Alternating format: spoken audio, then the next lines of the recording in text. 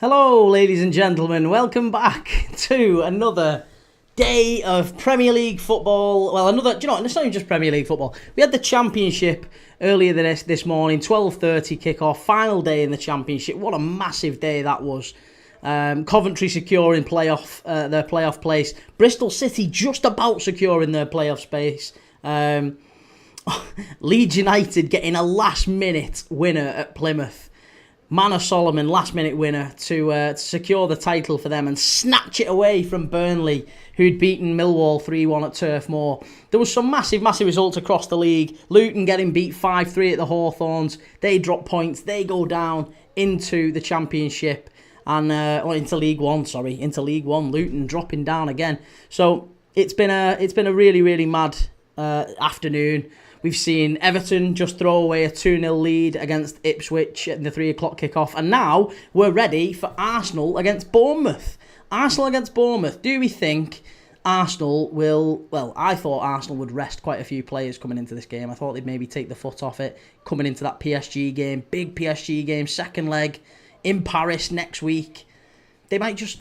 There's nothing riding on this game for Arsenal. Absolutely nothing riding on it. Obviously, they'll try and get some form back, maybe get some minutes into certain players' legs, but they've gone pretty much full strength. There's Declan Rice in there. There's Thomas Partey in there. There's Martinelli. There's Saka. There's Saliba. I really would have thought they'd arrested a few, but we'll come to the lineups in a moment. I do just want to say before we start, a big thank you to our sponsors for the 24-25 season. Sponsors of Premier League Dad, Match Bingo. If you haven't heard of Match Bingo before, I am absolutely certain you will do. They are a genius app that has been created. It basically combines all the fun that you would associate with bingo, with all the excitement that you get with traditional sports and football betting that we all do. I think it's really good. I think it's really exciting. Basically how it works is you get a bingo card. You get a bingo card and it's got 15 events on from whatever match it is that you're watching. For example, in this one it may be free kick to Arsenal. There may be throw-in to Bournemouth or corner to Bournemouth. And as the game goes on, all of those events are marked off on your card automatically. The events are chosen at random, and as they are marked off on the card, you get them marked off, and it's you either get a line or a full house. Depends, obviously, whatever you get. And there's over £200,000 of prize money that's been paid out by Match Bingo. Over 10,000 active players here in the UK are playing it. It's a wonderful app. You can get if you put £5 in, if you deposit £5, you get £10 free right now. If you click on the link in my bio, you can go and set up an account there. You can also scan the QR code that will be on screen throughout this stream. So go and check it out. It's a really cool app. I really do believe it's a really good app and a good fit for our channel because we do talk about it quite a bit. And yeah, definitely worth a look. Go and have a look. Match Bingo. Really cool business. But for now, we are going to focus very much on Arsenal against Bournemouth at the Emirates. Bitter disappointment, I guess, for both of these teams in that Bournemouth are where they are. Feels like Bournemouth could have been much higher. They had a fantastic first half of the season, didn't they? And then just around maybe February time, it all kind of started to unravel and unfurl. So, yeah, disappointing end to the season for Bournemouth, I would say. For Arsenal, equally so. It could be that they managed to turn that round against PSG and maybe they do make it to the Champions League final. But maybe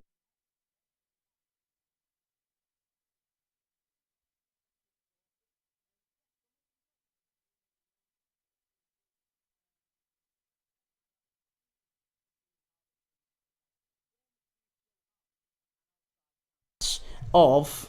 Oh no. I've had an absolute disaster. Apologies. Yeah. I've just realised that was turned off. How long was that turned off for? Please don't tell me it was for the full duration. Otherwise, we're going to have to do it all again. Oh my God.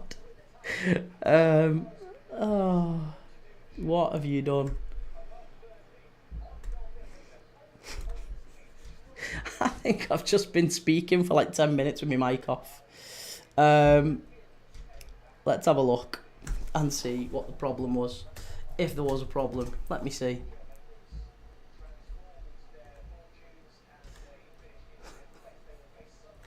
But we're live anyway. We are live for Arsenal against Bournemouth.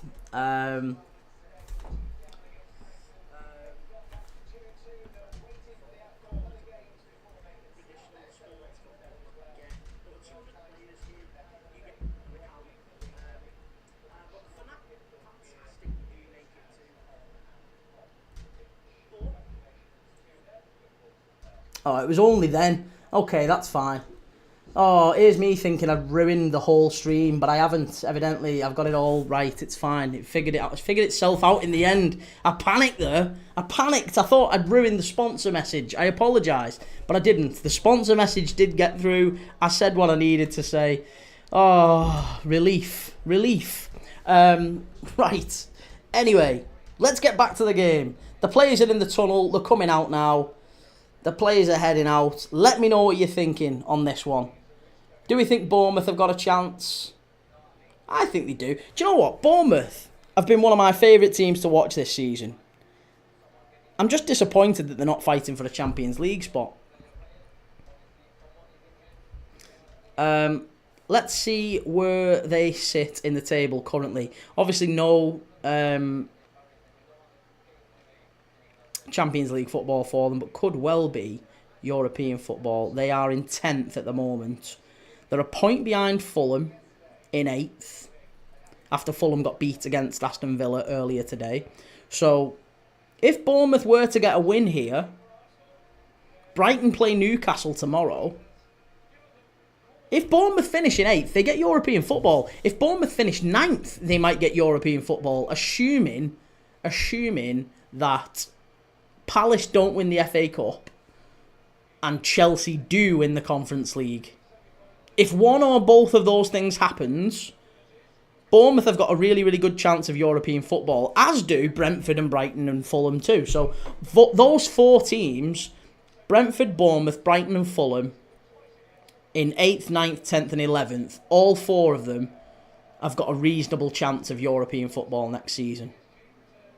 But they obviously, there's not going to be an unlimited number of places, so we're going to have to see how they get on.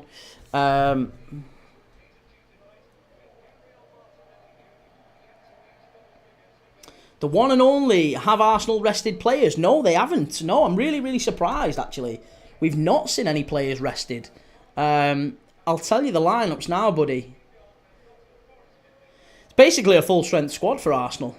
Full strength.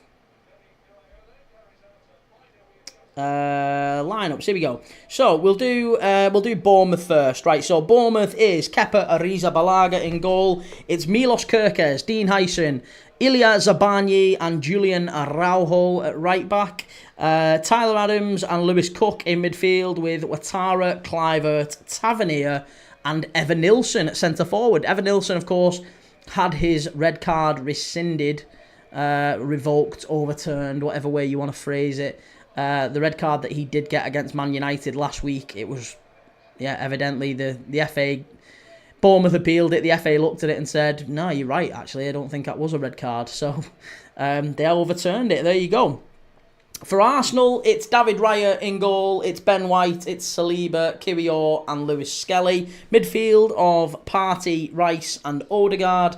And then up front, it's the same front 3 that we're used to with them now. Saka, Trossard, Martinelli. Mikel Merino, the only player who has been, I guess, quote-unquote, rested. The bench still looking pretty threadbare, I've got to be honest. They've got Butler, Oyedeji, Clark, Gower, Setford, Tierney, Wanyeri, Merino and Zinchenko. Oh, and Sterling, Raheem Sterling as well. It's not a particularly good lineup, is it, from Arsenal's point of view? For Bournemouth on the bench, they've got David Brooks, Hill, Jebison, Scott, Semenyo is on the bench, Senesi, Smith and Soler. For Arsenal, I mean, there's only really, if you look at Arsenal's sort of injury crisis that they talk about, Tomiyasu's out, he wouldn't start today. Neto's out, he wouldn't start today. Jorginho's out, he wouldn't start today. Gabriel Jesus is out, he wouldn't start today. Calafiori, Would he start? When he was fit, he wasn't starting. You know, it was usually always Timber or Lewis Skelly or Timber and Ben White, or, you know, it was always one of them. So I don't think Calafiori would be starting. And then it's Havertz and Gabriel. So there's only really two starting players for Arsenal that they've got missing. Just feels like a bit of a storm in a teacup to say that they've had loads of injuries and they're absolutely crushed by injuries this season. It doesn't make much sense to me, but there you go, to each their own.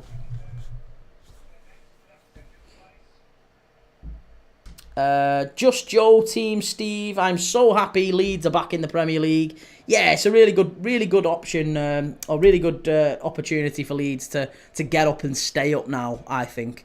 Really good opportunity for them to stay in the division. The way that they've been performing, the squad that they've got coming up now as champions, it feels like they're a little bit better prepared for the Premier League this time round. There's some more Premier League experience in there, and I think they could add a bit more in there still. We had a Leeds fan in the chat earlier. We were talking about the potential of maybe Jamie Vardy being an option for Leeds. Could he be one that they take? I know he's 38, nearly 39 years old, but he scores today. I think he's one of those evergreen players, Jamie Vardy. And on a free transfer, I think Leeds would be silly not to look at him. They've not really got much up there in terms of options alongside Pirro. Oh, that's wonderful play by Ouattara. Gets past White. What a ball in. Unlucky. Good claim by David Raya. Very nearly. Very, very nearly a good start there for Bournemouth. M157, just got a notification now, so it's working. Yep, good stuff, mate. M157, what time are you on? 1 minute 49 seconds. 1 minute 52. Yeah, there you go. 1 minute 50 something. Box by Louis. Do you think Bristol City can go to the Prem? I think they can, yeah, Louis. I think they can go to the Prem. Whether they do, I don't know. I've got a little doubt, I guess, about Bristol City, and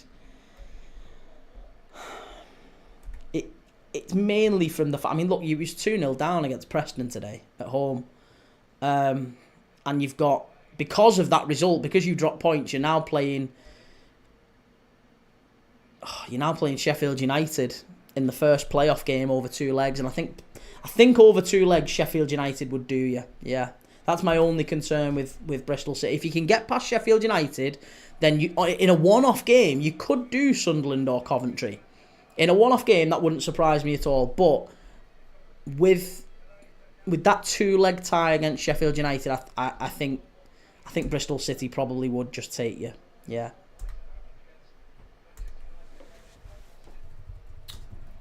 I think I said that ass about tit then, didn't I? I meant, with that tie against Sheffield United, I think they would just about beat Bristol. That would be my take.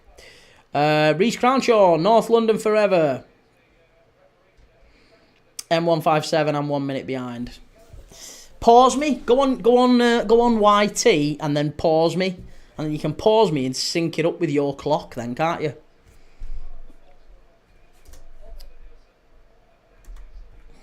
The problem is I'll be like a minute behind your comments as well. But I can't really help you with that. It's a free kick to Arsenal here.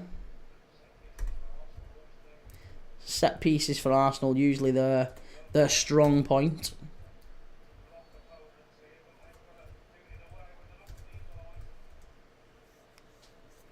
Whipped in, cleared away by Bournemouth. Too easy that, really. Far too easy. Far too easy. Excuse me.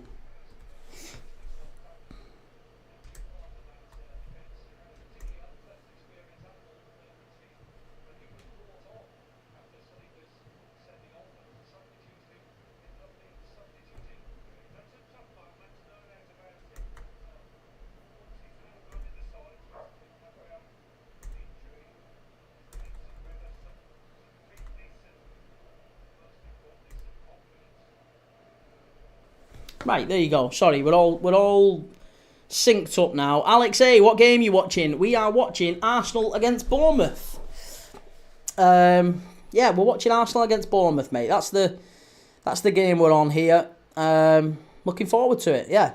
Arsenal, will we get some clues as to how they might play against PSG midweek? Bournemouth, again, they've still got a really, really good chance of European football, so they'll certainly be looking at this as an opportunity to maybe lay down a marker and maybe say, look, we're coming for those European places. Bournemouth in the Europa League next season would be immense. For their fans, that would be fantastic. And you would have to say that would, I would argue, would put them on a par with the likes of Nottingham Forest in terms of their season. Andoni Iraola has had a brilliant season at Bournemouth. They're a much smaller club than Forest. They've not spent as much. And yeah, I think Andoni Iraola has done a terrific job there. Really, really good job coming in. Sort of changed the identity of Bournemouth a little bit as well. So yeah, really, really smart player. Really smart manager. And they've got some really, really smart players. Couple of which I think will end up at Liverpool, hopefully. Hyson and Kirkes. Get them at Liverpool. Definitely Kirkes. I'll be gutted if Hyson goes to Chelsea. He's so good, him. Callum the Copite, this will end 2-2. Do you think so? I don't know, I think this is a low-scoring one, if anything.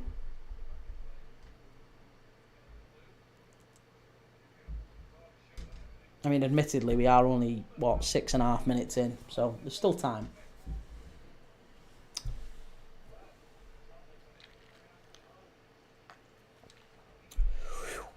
Rissi Kumar, who you got? Forest Chelsea on the last day. Reckon winners get the Champions League. I absolutely agree with you, Rissi. Yeah, I absolutely agree with you. I think Chelsea. Forest have got some Forest have got some easier fixtures. Chelsea have got the difficult fixtures between now and the end of the season. But if it comes to that final day and a Chelsea win gets them the Champions League, I expect they get it. Yeah, I think Chelsea have got the better players. I think Forest have been pretty up and down the last few weeks. And it'd be a really disappointing season, wouldn't it, for Forest? If they finished without Champions League football now, after all that they put into the season, they end up just getting Europa League. It'd still be a fantastic season, there's no doubt about that, but they've been in the Champions League spots pretty much all year, so if they now didn't get it, it would be a real underwhelming one, wouldn't it? But yeah, sadly, I would imagine Chelsea get that last Champions League spot. I don't want them to. I would much rather, between you and I would much rather Forest get it. Truth be told, I'd much rather Villa get it. I'd rather Villa get it out of all three of them, but I think City have got theirs. I think Newcastle have got theirs. And unless Newcastle get beat tomorrow, if Newcastle went to Brighton and got beat tomorrow, then that might just change things again. It might just throw another spanner in the works.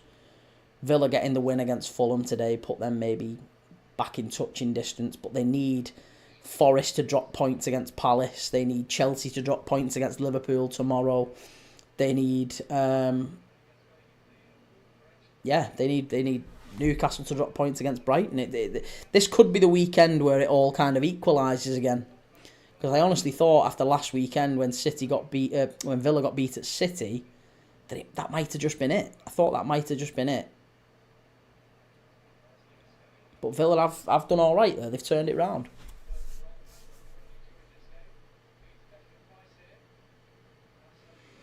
Arsenal passing it around at the back. It's quite good.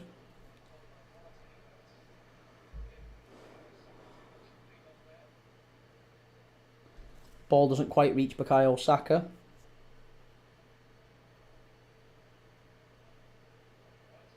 Jake Curtin 5-3-2. I'm not confident we beat Brighton tomorrow. Yeah, and that's going to be a difficult one, isn't it? For both teams. Thomas Tuchel's there. Thomas Tuchel's there watching this one. Wonder which players he's running the rule over for the England squad potentially. There's a few players in there, isn't there, who could make it. But yeah, sorry Jake, I agree with you. I think Brighton-Newcastle tomorrow is going to be a really, really tight one. At the Amex. You can't call that one. I didn't think Newcastle were particularly good last weekend against Ipswich. I've got to say, I thought last weekend against Ipswich, until the referee gave what I would consider to be a very, very poor decision to send off Johnson, the Ipswich player, to send off Johnson and to give the penalty to Newcastle, which I didn't think was a penalty. I think it was a fairly even game. If anything, Ipswich had some decent chances themselves. So, yeah, I'm not convinced that Newcastle have totally secured Champions League football yet. If I was a betting man, I would say that they've got it, but it's not over. It's not over. Be interesting to see how they cope with Brighton tomorrow. The Amex is a very tough place to go. And Brighton are fighting for European football as well. You know, they'll be watching this one, Brighton, and seeing how Bournemouth get on. If anything, they could be doing with Bournemouth getting beat, couldn't they? Callum the Copite, Chelsea 1, Liverpool 2. I think we get at least a point. I do think we get at least a point. Stamford Bridge, not a place and any team enjoys going, but even this Chelsea side who have been a bit all over the place, they've got a real point to prove. And it always fires teams up as well, giving guards of honour. I don't think Chelsea, like Enzo Maresca, if you're Enzo Maresca tomorrow, you're probably saying to your players, look, you know, you was at one point involved in this title race, and now you're going to have to do something pretty humiliating. You're going to have to clap these guys off. Clap these guys onto the pitch and say well done and whatever. You're better than these, and you should have been in that title race. And the reason that you're not is your own fault. So you need to get yourself back on track, back in the act of, you know, competing with these teams, with these clubs. So it wouldn't surprise me if Chelsea do put a real performance in tomorrow. Especially if Liverpool are resting players, as Arne Slot has alluded to. There might be some players getting rested. Maybe Endo comes in, the likes of Harvey Elliott, Curtis Jones, Kelleher, Kwanzaa. Maybe Van Dijk gets put on the bench. Maybe Mo Salah. I don't know. Maybe Darwin Núñez comes in. So it'll be interesting to see what team we pick. Jake Curtin, we didn't need to be good last week, though. That's true. Yeah, that's true. Reese, Tuchel keeping his eye on Ben White. I can't understand why any England manager would pick Ben White. I don't really rate Ben White anyway as a player, but after what the whole, he doesn't really care about England as such. He had the whole kerfuffle or whatever the last time he was in the England squad and he withdrew. And I'd be honest, at that point I'd just be like, I don't think the fans will take to him either. I mean, I'm not an England fan. I wouldn't consider myself to be an England fan. I'm not really an international football fan. I'll watch it if it's on, but I would never ever say I'm an England fan. But there's certainly some fans who would consider themselves to be, and I don't think they'd like the idea of Ben White playing for his country, which is an honour. And it seems like he's, I don't know, not quite sold on it. Jake, Newcastle have never won away at Brighton since being in the Prem. Really? Okay. Alex A, 2-2, Chelsea, Liverpool. Yeah, I think there'll be goals tomorrow, yeah. There usually is in these sorts of games. End of season, bit of an exhibition. Liverpool haven't got anything to play for. We've already nailed the title. Players are just enjoying themselves. We'll play with a bit of freedom. Sometimes that helps as well. Arsenal are in here. Chance. Just wide. Declan Rice getting into the box. On his left foot. He was never going to score from there, I don't think. It was much better though from Arsenal. Really good link-up play. Martinelli, Rice getting forward. They'll need a lot more of that against PSG.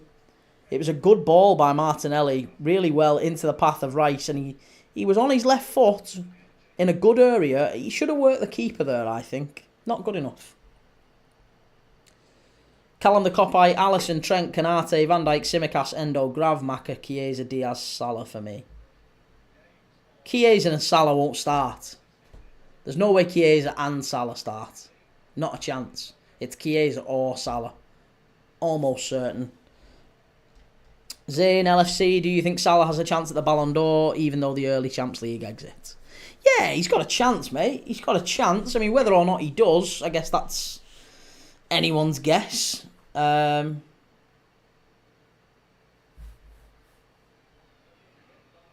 mean, look, if PSG win the Ballon d'Or, you would imagine the favourite will be Dembele. Barca win the Ballon d'Or. If PSG win the Champions League, you would imagine the favourite would be Dembele. If Barca win the Champions League, then you would imagine the favourite will be Lamine Yamal, or maybe Rafinha, one of those two. Because they've won the treble. If one of those clubs wins it, the chances are they'll have won the treble. So I could understand that. If it's an Arsenal or an Inter who win the Champions League, then it probably does open it back up for Mo Salah. Because invariably the Ballon d'Or winner has won the Champions League or has won a big international tournament. And obviously that's not going to be applicable for any of those this year. Declan Rice again with another shot around the edge of the area, just wide.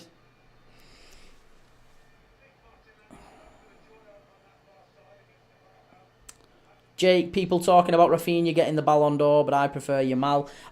It's not about who we think the better player is. It really is about marketability. The Ballon d'Or is a rigged PR event. It's literally about raising a player's profile so they can make more money from him, from shirt sales and whatever else. Lamine Yamal, I guarantee you, if Barcelona win the Champions League, Lamine Yamal will go to instant favourite for the Ballon d'Or, and he'll be, paraded as the youngest ever Ballon d'Or winner. He's a generational talent. He's the next Messi, Ronaldo, whatever.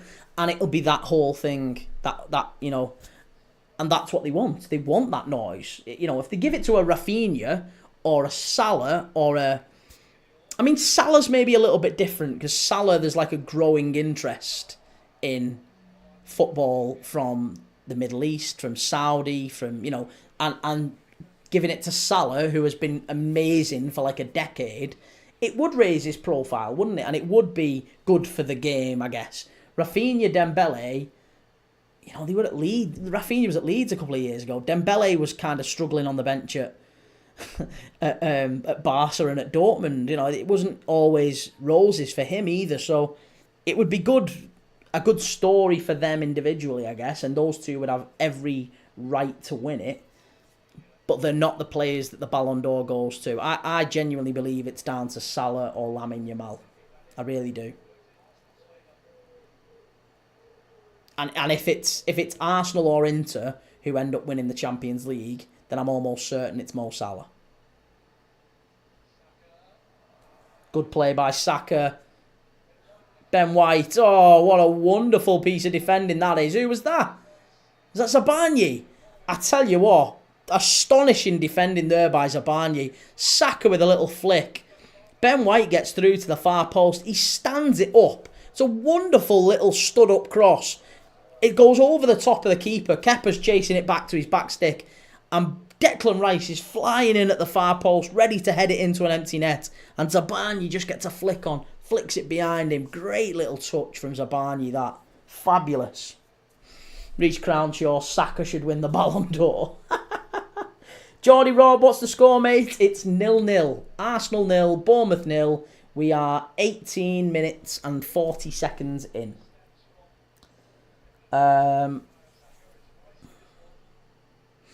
Alex A, who do you think is winning the Champions League? PSG. Yeah, PSG. That's who my money's been on since they battered Liverpool home and away. I thought they were phenomenal against us, and I think they deserve it. And I like Luis Enrique. He's been through a tough time. It'll be a nice story, I think, for Luis Enrique to win the Champions League. So, yeah, my money would be on him and on PSG. That's what I'm kind of cheering on, I guess. But I like Inter Milan as well. I said a few times I thought Inter Milan were dark horses. And then I watched him against Barcelona the other night. I thought Inter Milan were the better side. But then I've never seen an individual performance from a 17-year-old, or even just from a teenager, like I did with Lamine Yamal. That was proper star quality. So good. Unbelievable player. And, yeah, I don't know. I can't really split the three. It would be between PSG, Barca and Inter. I don't think Arsenal have got enough to win it. I really don't. I think a goal down against PSG, They weren't very good against PSG the other night. It's going to take an enormous turnaround at the Parc des Princes. And I'm not sure Arsenal have got enough in the locker. I'm really not. Reece, I think Arsenal plays so much better with Partey in the team. He may not be the standout player, but he allows Rice to go forward, etc.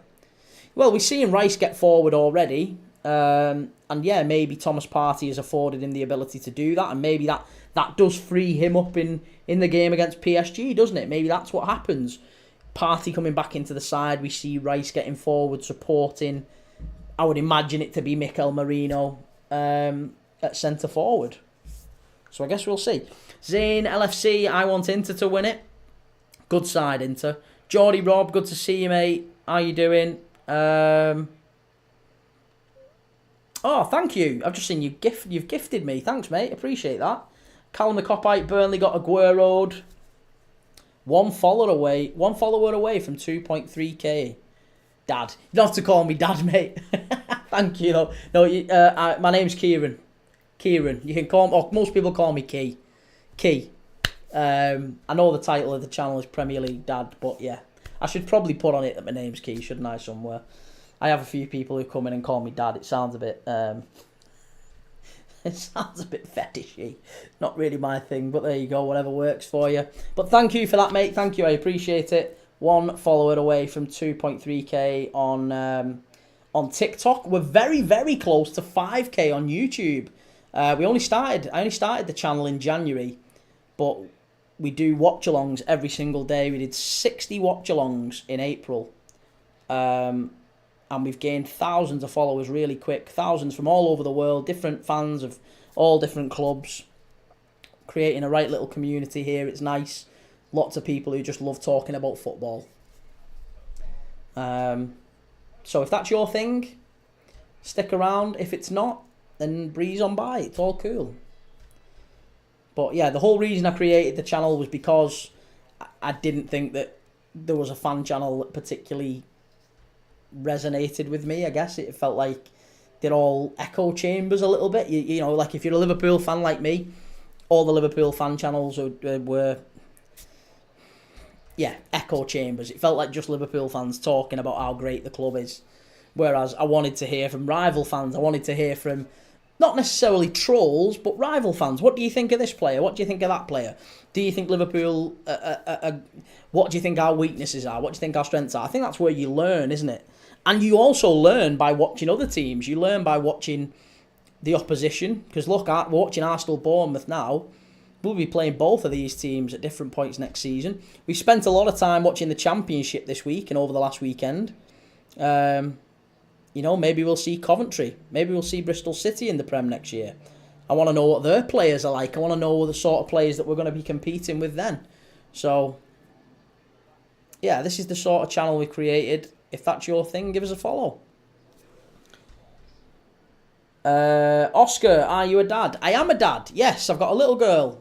And hopefully I take her to some games one day. She's only little, so it's not quite time yet. But I'm sure I will do it at some point. Reese, call him the gaffer. Jake Curtin. Come on, Key. All the football channels are a bit fetishy. Initiation ceremony. We might have to do, a membership with initiation rights. Right, hang on a second. Let me get... There you go. It's working again. Trossard has just fouled. I think it's Tavernier he's just brought down.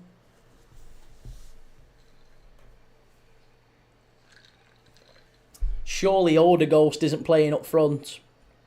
No, I don't think so. Mind your own. Champions League again, ole ole.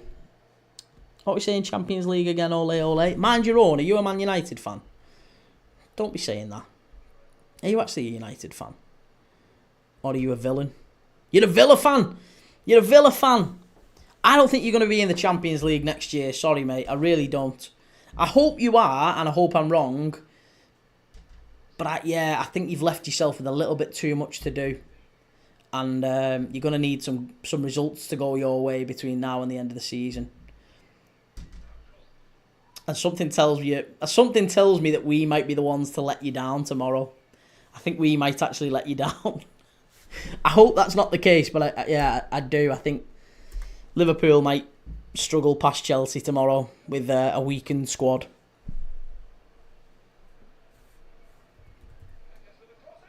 Oh, Evan Nilsson! Oh, free header for Evan Nilsson. 6 yards out. And he very nearly puts Bournemouth 1-0 in front. It was Kirkes down the left-hand side. That's why Liverpool want him. Fabulous ball into the box. Evan Nilsson just leaves. I think it's Gabriel. Oh, no, it's not Gabriel. Saliba, I think it is. Saliba, he leaves for dead. No, it's not. It's Kiwior. He leaves Kiwior for dead. And Evan Nilsson, free header, 6 yards out, just over the bar. Not good enough. Should do better there. Has to do better there. I think. Has to do better there.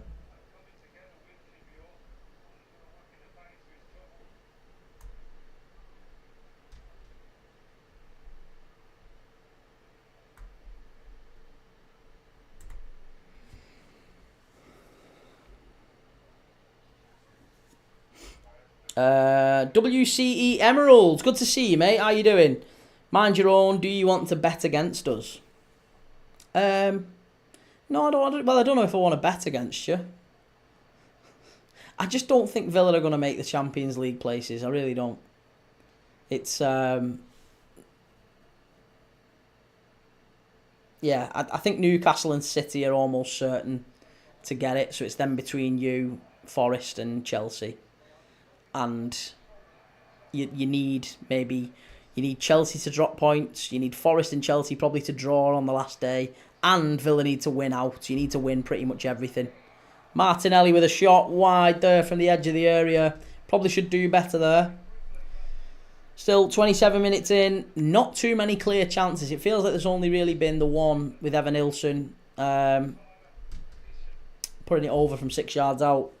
Jake, I think anything can happen in this race for the Champions League. There'll be a couple of twists and turns yet. Edward, what iPhone is that? Geez, that's old. It's about, I don't know, mate. I couldn't tell you what iPhone it is. No idea. It is a slightly older phone, though.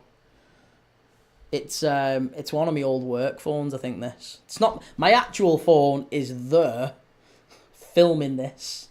And this is just an old phone I'm using to moderate the chat. WC Emeralds, did you hear Leeds United are in the Premier League? I did, yes. We watched the Championship earlier today. And Leeds getting the last-minute winner at Plymouth. Manor Solomon with a late winner. Yeah, really exciting for Leeds, that. Up as champions. Do we think they can now stay up? That's the big question. WC Emeralds, Leeds are getting the cup on Monday. Mitch, so we're 15th, but we'll still play Champions League. Days I prayed for. Mitch, are you a Spurs fan? Are you a Spurs fan, Mitch?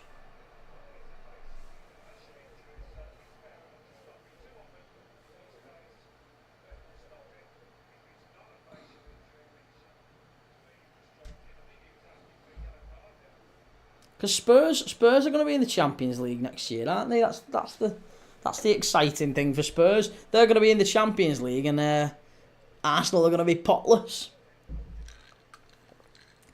Come on, Spurs! Come on, Spurs! Hell no, the great Manchester. Behave yourself. Man United aren't winning the Europa League. Not a chance. WC Emeralds, what team do you support? I'm a Liverpool fan, mate. Liverpool fan, supported Liverpool for 30 odd years, and yeah, now I'm a dad. Now I've got a little girl. I don't go to the games anymore. Can't afford to go to the games because it costs an absolute fortune, and now I watch the games with you.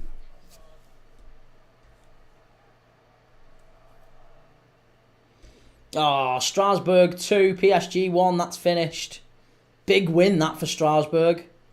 Big win. That might just take Strasbourg into the Champions League next year.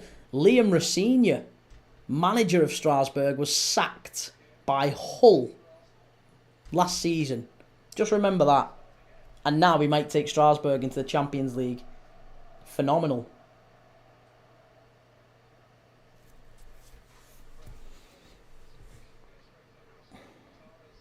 Ouattara picks this up. Really, really good play there by Bournemouth. Here's Odegaard driving forward. Out to Saka. I just don't find anything that Arsenal do particularly incisive. Like, it feels like a lot of back and forth, back and forth. There's not many like nice little triangles to break the pattern, break the play. It doesn't feel like there's any of that really. Here's Martinelli down the left-hand side. Gets past his marker. Good ball in. Trossard. What a save by Kepa. On the line. Wonderful piece of play that actually by Arsenal. Just as I'm saying they can't play. They're not playing particularly well. Ball gets out wide to Martinelli. They work it really nicely. Martinelli gets to the byline. Stands the ball up. And Trossard gets his head on it. Good little header. Low down and a really smart save by Kepa Arrizabalaga. Very, very good. Mind your own. Leeds, Burnley up. I'm saying Coventry in the playoffs to go up. Well, now we know that it's Bristol City against Sheffield United over 2 legs in the playoffs. That does just make it a bit different, I guess. Coventry v Sunderland, Bristol City against Sheffield United. I think over 2 legs, Sheffield United will do Bristol. And I think over 2 legs, I would imagine Sunderland will take Coventry, but I don't know. Coventry have played really well recently. So that one's going to be interesting to watch. We'll probably do both of those live on here, assuming they don't conflict with any Champions League games or any other big games. So we'll probably do those live. And yeah, Coventry have got as good a chance as any, haven't they? WC Emeralds. You know what? I think Plymouth, I don't think they did bad in a Leeds fan, but I was screaming when we scored last minute. Yeah, Leeds were great. Leeds were brilliant today. Ouattara, that's a penalty! That's a penalty, referee! Has to be a penalty! Has to be a penalty! Saliba has just dived in and took him out in the box. That has to be a penalty. It's a fabulous ball. Oh, it's a great tackle by Saliba. It's a great tackle by Saliba. Ooh! No, he does get a touch on it. Oh! So close. I was hoping that would have been a penalty for Bournemouth. Ball got played through. Ouattara was chasing through. It was basically a 50-50. Saliba and Ouattara were just converging on the ball that was running through on goal. And it's in the penalty area. And Saliba dives. And he does just get a touch on it to knock it away. But I'm certain that was a penalty at first glance. Jake Curtin. It's like watching England under Southgate Arsenal. Yeah, they can send you to sleep all right, can't they? I just don't find Arteta particularly an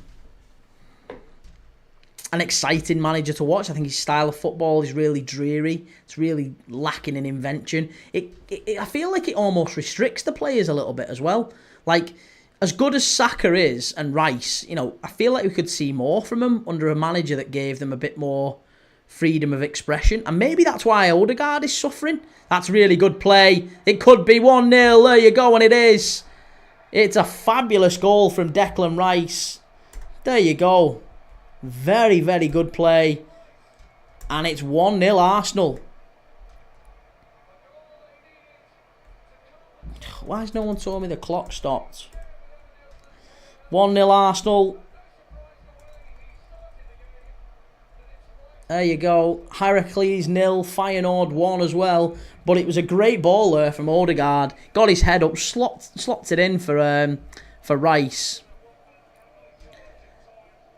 It's a really good run. Rice is basically playing as a centre forward. He's basically gone and pushed forward as the main centre forward. He's been so advanced all game. And he gets the pass. He runs it round Kepa. And then he just has to smash it past Zabani, who's on the line. 1-0 Arsenal. There you go. 1-0 Arsenal.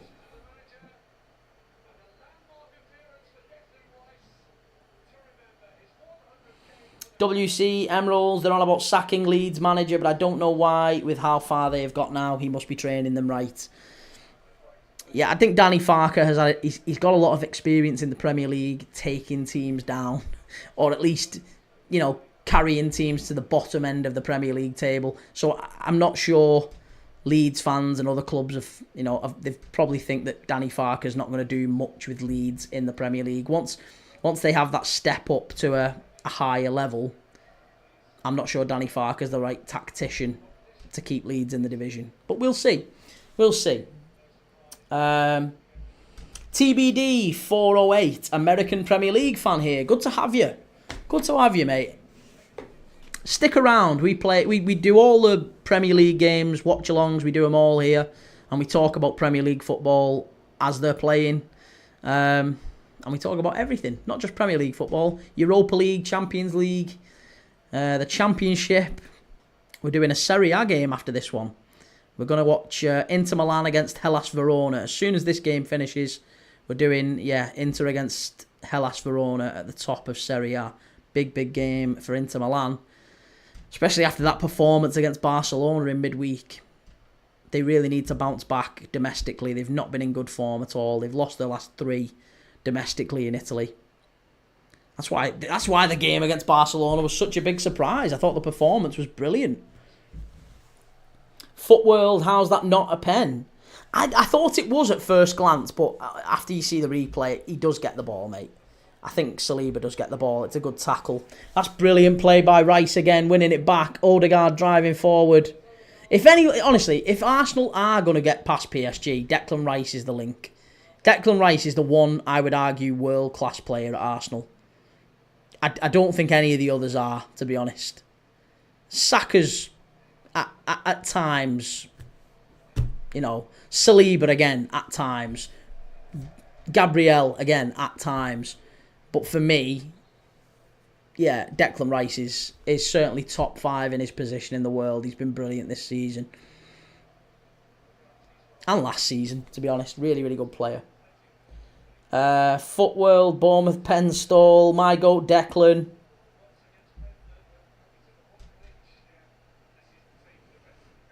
Footworld, Declan, Joloff. That guy Jack, I got man of the match with 1 goal, 3 assists, and we won 5-0 while playing as a right back in my league. We'll have to start calling you Denzel Dumfries, Jack. Well done. Callum the Copite, something's just broke, lad. Kelleher will leave Liverpool at the end of the season upon the arrival of Mamardashvili. Yeah, I mean, that's not surprising, is it? That's not surprising. Everyone knew that was going to happen. Mamardashvili, I still think, might stay out on loan, though. Because we've already signed Vitoslav Jaros, our third choice keeper. We've already signed him to a new contract. And I just wonder whether or not Liverpool might keep Mamardashvili out on loan with an option to recall him if anything does go terribly wrong. But keep him out on loan so that he can keep getting regular minutes and regular game time. Because it's pointless him coming back and sitting on the bench. He's too good. You can't have 2 world-class goalkeepers sitting on the bench. And Mamardashvili has been exceptional for Valencia this season. So, I think he'd probably be better off staying out there for a bit longer.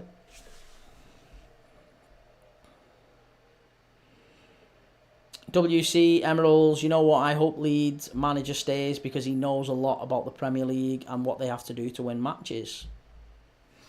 Well, he's managed in the Premier League before and he's often struggled. He didn't do so great with Norwich, mate. And I guess we'll see. That's all we can say with Danny Farker.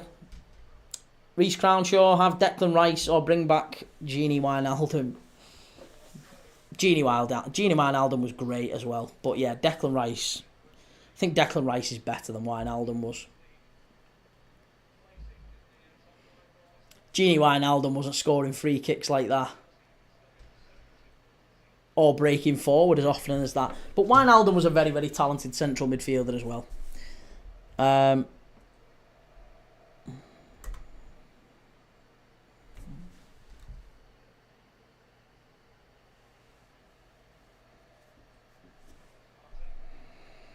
Here's Thomas Partey into Odegaard. Come on, Bournemouth, wake up. Wake up.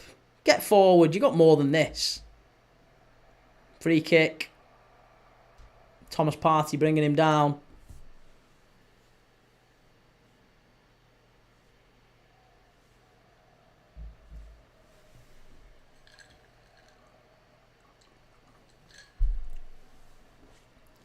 Right, we've got a free kick to Bournemouth here, 5 minutes before half-time.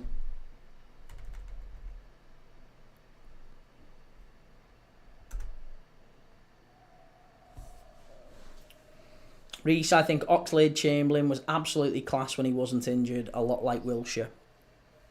Yeah, I had a lot of time for Oxlade-Chamberlain at Liverpool. Very, very good player. And then he did his knee against Roma in the semi-final, and he was just never the same player again. Great ball in by Bournemouth, cleared away by that man Declan Rice. But yeah, Oxlade-Chamberlain he was one of them players you could pick the ball up and run with it for days. You could play him as a winger, you could play him as a centre midfielder. Could pick a pass, could get on the edge of a ball in the box.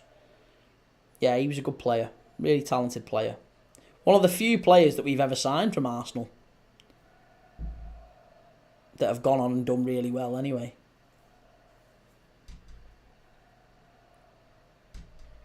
Hyson over to Zabani, all the way back to Kepa.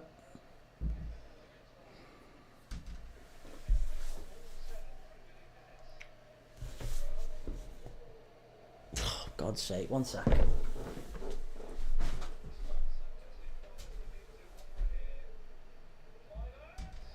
Justin Kluivert very nearly. I think it's a corner. Yeah, it is, corner.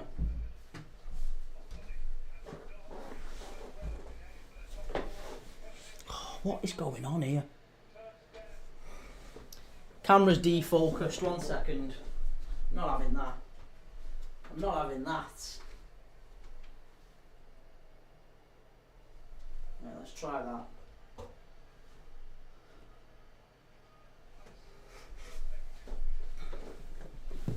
That better? Yeah, that's a touch better. Okay. Corner to Bournemouth. Here we go. Whipped in. Cleared away to the edge of the area. Reece, going to name my first child Declan and my second child Rice if we win the UCL. LCFC just came back from the Leicester game. Nice, mate.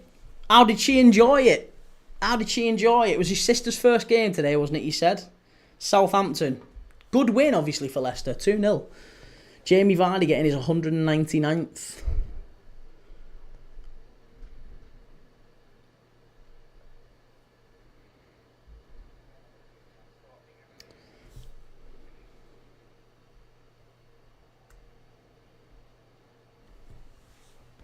M157. It's not been too bad of a game. It's been okay. I think Bournemouth should have done more with the chances they've created, though.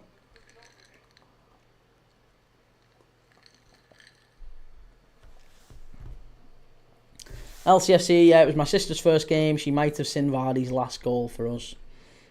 Still a few games left, mate. Still a few games left, Joey. I would imagine Vardy's got some more in the tank just yet. Martinelli gets into the box. Stands it up to the far post. Saka. Well done, Ouattara. Cleared away. It's come out to Evan Nilsson. Very good play on the counter.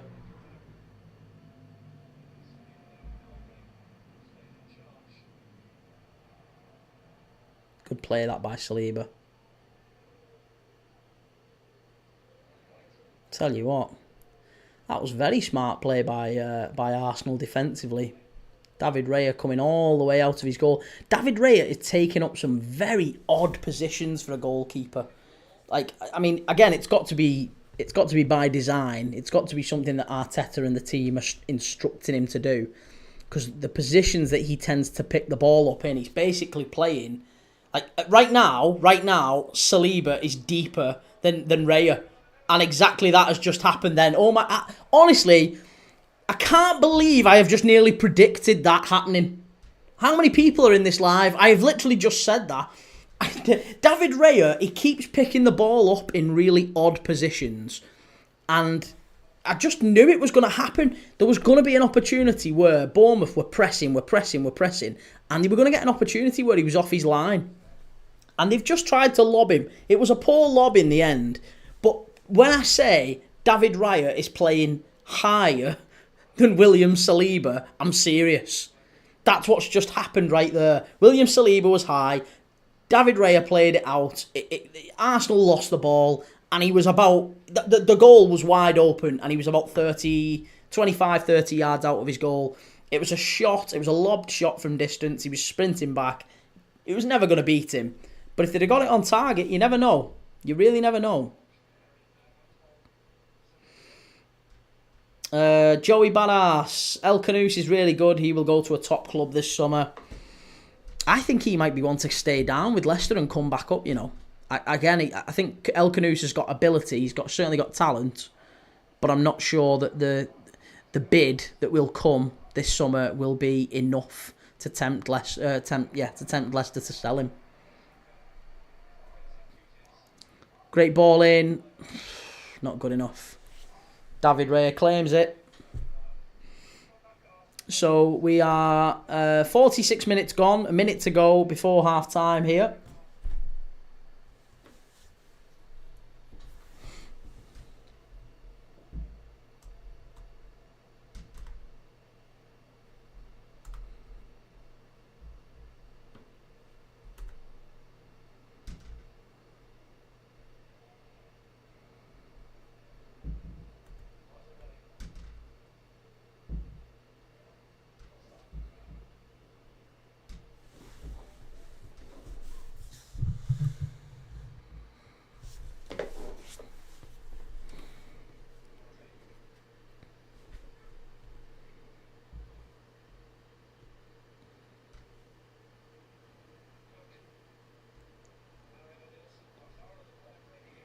Here we go, the driving forward again here, Bournemouth.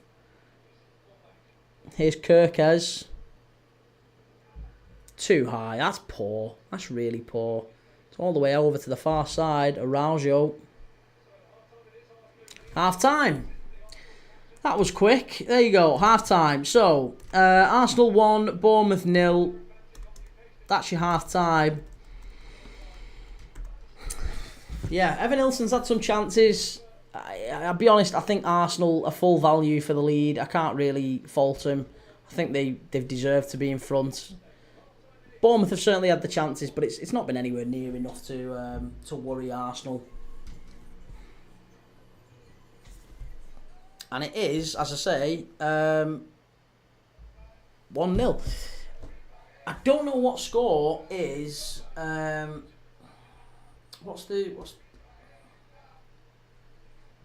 have a look. Hang on 1 second. Excuse me. Liga.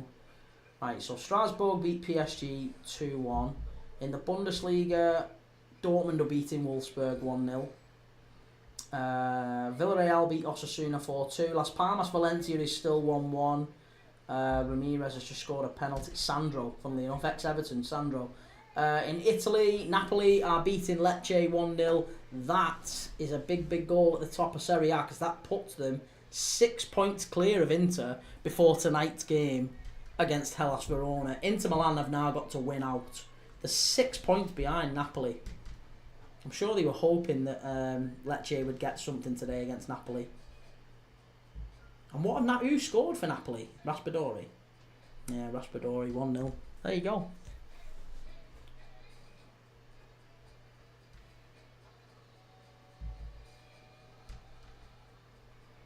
Reece, even though David Raya is playing rush goalie at the moment. He is, isn't he? I mean, it's mad. It's absolutely mad. The starting position of David Raya today is baffling.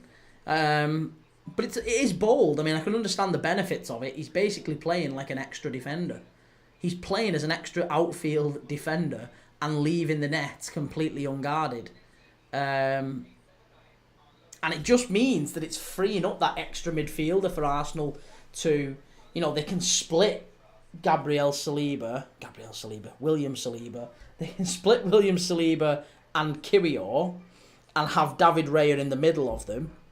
And it means that Ben White and Timber can be, or Ben White and Lewis Skelly, as it were, can be super high up the pitch, basically playing as wingers, and then Martinelli and Saka can tuck in and either play as extra number 10s in between the lines or as extra centre forwards, with Rice pushing up as well, and it's just leaving Partey there as a number 6. Odegaard, Rice, Martinelli, Saka, and Trossard are all around that final third. They're getting loads of bodies up there by having David Raya push up a little bit higher, but it does lead to chances like that. And to be honest, I mean, maybe it's a risk they're prepared to take, because we saw it happen, didn't we, against Crystal Palace. Mateta with the shot lobbed David Raya. He spotted it. Teams have been aware of this.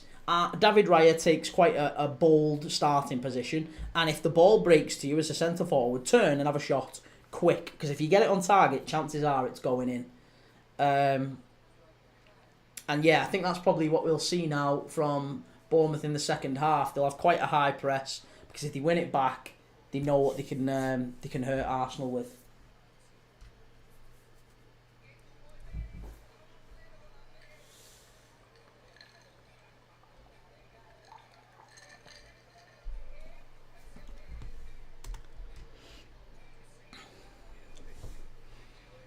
JJ Shaw 123, cheers for the follow, mate. Thank you.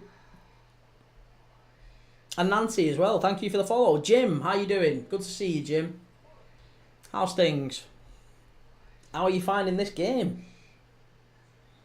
More importantly.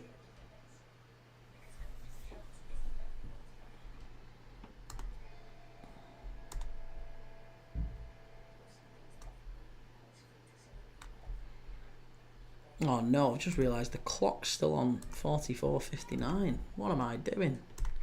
Yeah, so half time. Still half time in this one, by the way.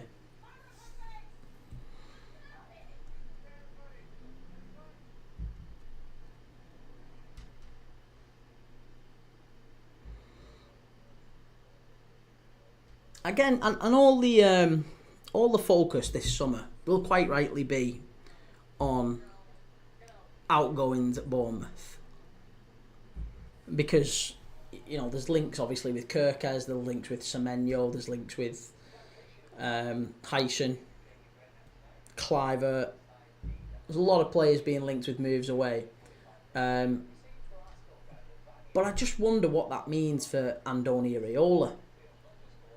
I really wonder what happens with him, because if you lose those sorts of players, it's got to damage. I know it might mean they get a big transfer fees and things like that, of course, that they can reinvest. Some managers would see that as an opportunity to develop again and rebuild again. There's only so many times you can keep going finding absolute gems in the market. If you get 60 million for Dean Hyson, what's the chances you go and find another Dean Hyson for 30 million and have 30 million to spare? It's going to be difficult, I think, for Bournemouth to replicate this next season. Although I do like the style of play, I just think they've fallen apart at the wrong stage of the season. They had a fabulous first half of the season, and then as soon as February came, they just dropped off, completely dropped off a cliff. Kepa's going to go back to Chelsea, you would imagine.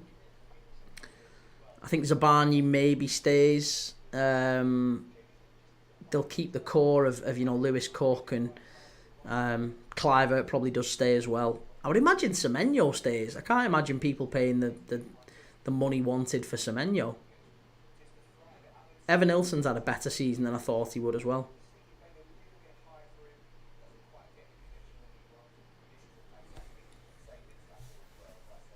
That was a brilliant saving tackle there by Saliba. Ouattara was in.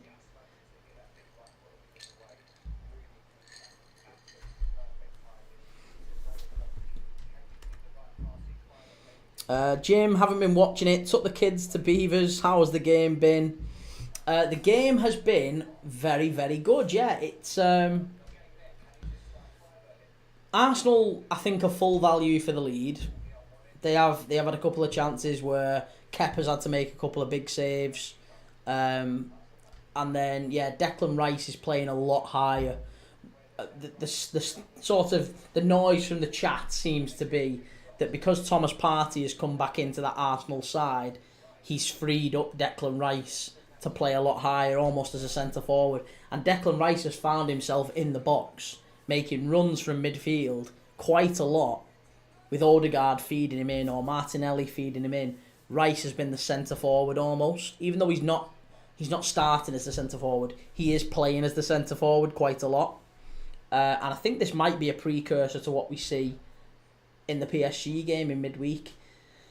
But the more interesting thing, I think, which again I've already pointed out, the other guys on the chat have already seen, but David Raya, his starting position is so high.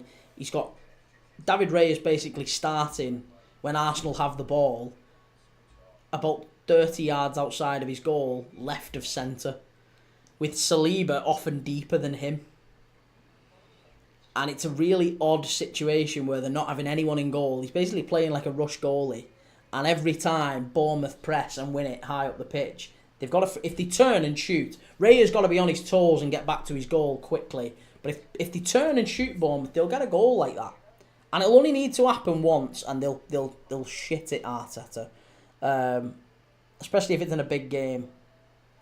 But it seems like a risk they are prepared to take. CJ19, good to see you. How you doing, mate? Yeah, thank you for joining. Alex3006, what do you think of United's match tomorrow against Brentford? I'm assuming you mean. I think Brentford probably are favourites going into that one, aren't they? United in the league have just been dreadful all season. I would imagine, yeah, Brentford are favourites. Brentford can potentially get into the European places if they keep winning and keep showing up like they did against Forest in midweek. Zia, yo, what game you watching, my broski? Good to see you, mate. We're live for Arsenal against Bournemouth. It's Arsenal 1, Bournemouth 0 right now. Again, if you're used to my normal setup with the whole scoreboard up here and the clock and, you know, the teams and all that sort of thing with the better camera angle and the better audio, you can do so by going over to YT, the other platform. Go and have a look and you can go and find it on there. Jim, Dean Hyson is a player I'd happily have at United. I bet you would. I bet you would, Jim. Yeah, very good player. Yeah, I did catch a bit of it, and Raya passed it straight to Evan Nilsson, I think it was, and he was way out of his penalty box, so it was really risky. Yeah, keeps happening. Keeps happening. I mean, that basically is what happened with Mateta's goal against Arsenal for Palace, wasn't it? Not that long ago, where he lobbed him. So we've seen that happen, and obviously I think it's a risk they're prepared to take, Arteta, by saying we'll have David Raya playing basically as a centre-back with no keeper. We're confident that we'll keep the ball in that area, and we'll just push an extra body up the pitch. Gives us an extra body to push higher up, and it maybe means that when the ball does get forward and get through the lines, we've got that extra pass that we can make. I mean, I do think it's something he's trying to test out before PSG, because he's going to have to go to PSG and play really, really bold, isn't he? He's going to have to go there and really throw everything at PSG and try and get a winner. CJ19, beautiful shirt back there, mate. Which one? Which shirt? I've got a lot of good shirts behind me.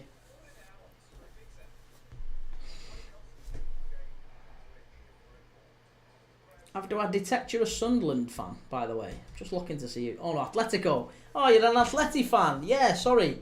Yeah, we've got an Atleti fan. Liverpool and Atletico Madrid ones. Nice. Yeah.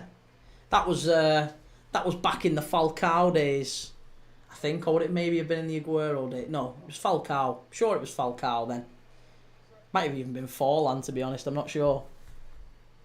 Copper, do you read chat from Twitch or not?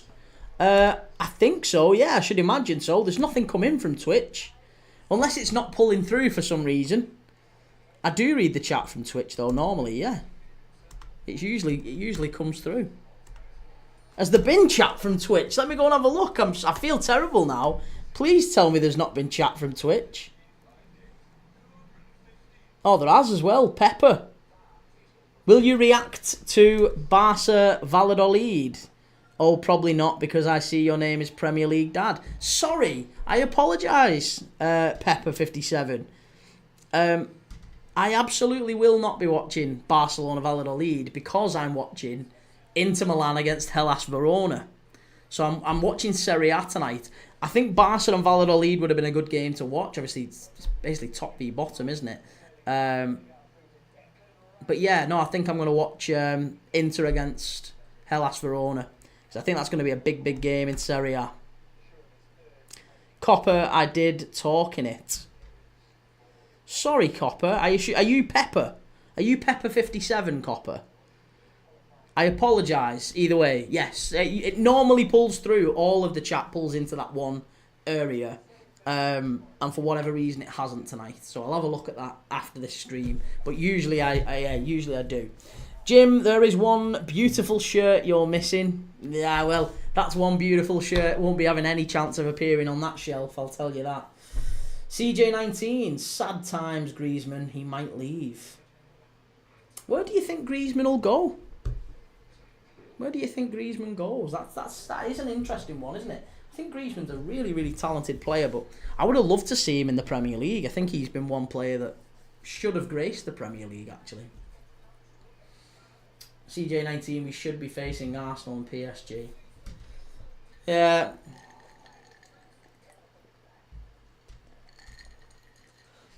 It was a tough one, wasn't it, for Atleti? Right, the players are back in the tunnel now. Somewhere like United, a dead club. Robbing Madrid as per. M157, we're winning it. No chance. No chance.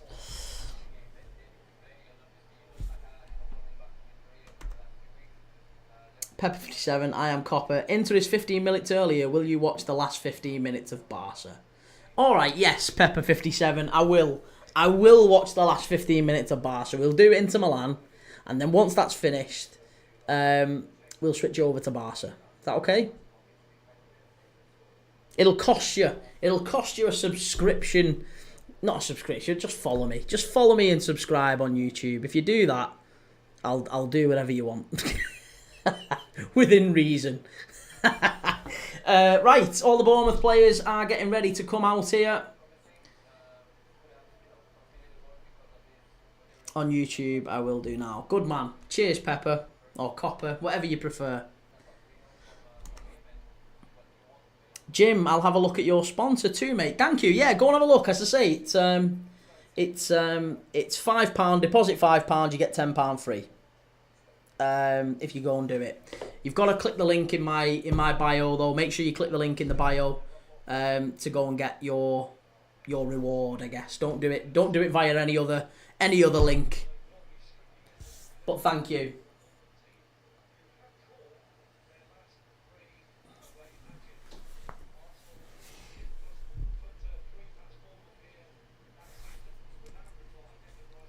It's definitely worth a go. Seriously, all jokes aside, it really is.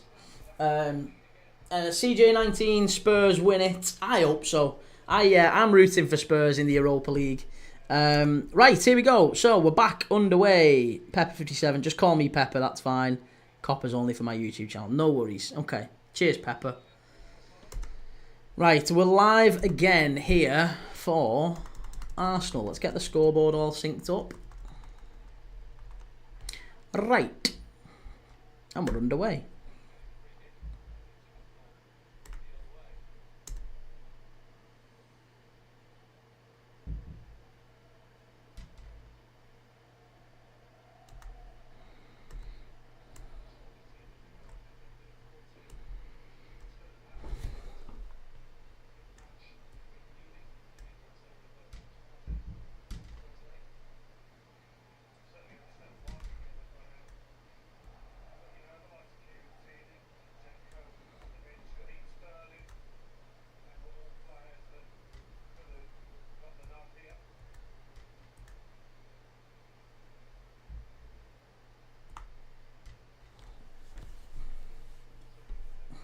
Mate, I will be sad when Simeone leaves.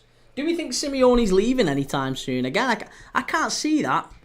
I think Cholo's going to stay for quite some time yet, I would imagine. I really want Darwin Núñez to go to Atleti next season. I think Darwin Núñez under Simeone would be absolutely phenomenal. I really believe that. The same way that Diego Forlan, another Uruguayan striker who maybe didn't work out all that well in the Premier League, I think Darwin Núñez could go to Atleti and become one of the best strikers in Europe. I seriously, seriously believe that.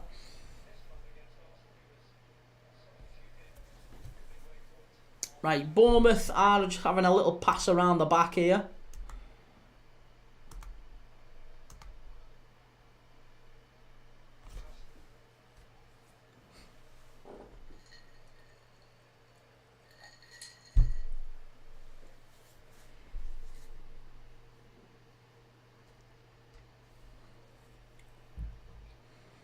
Anthony, will you ever put the score screen back on TikTok? I can't, Anthony. Yeah, I can't. I'm sorry, mate. I genuinely would love to.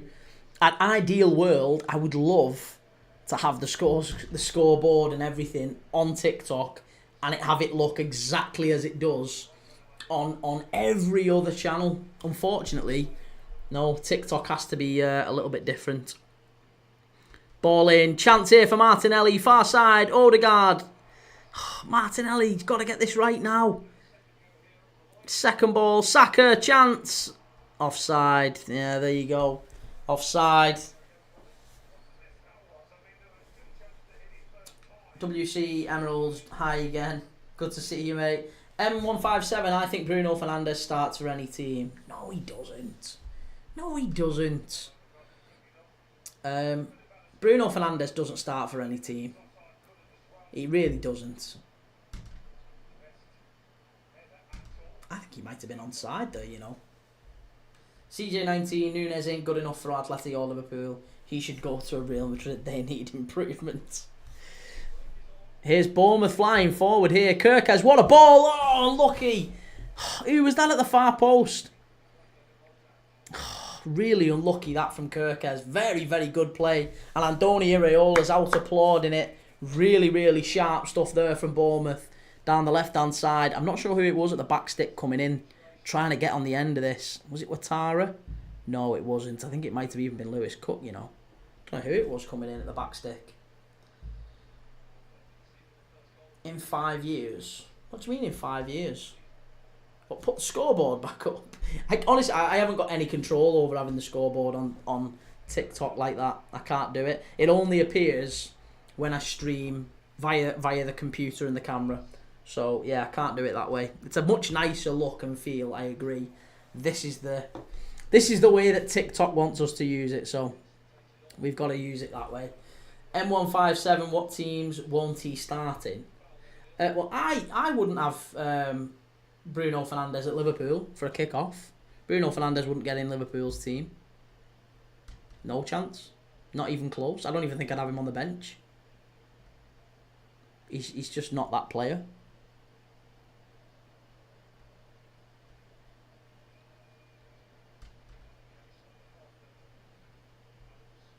What do you mean, over who? Bruno Fernandes, right.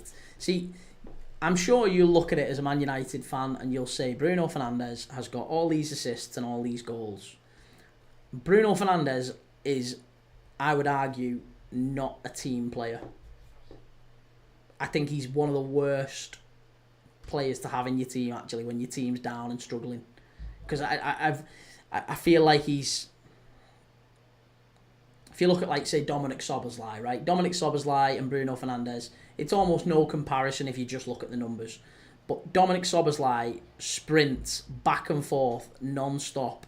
Defensively, he's much better, I would argue, than Bruno Fernandes. And yeah, I just don't ever see Bruno Fernandes fitting into a Liverpool midfield. Ever. That's a foul, ref. That's a foul. Come on. I just think he's grossly overrated, Bruno Fernandes. He really is. Absolutely grossly overrated. He's a good midfielder, no more. Just a good midfielder.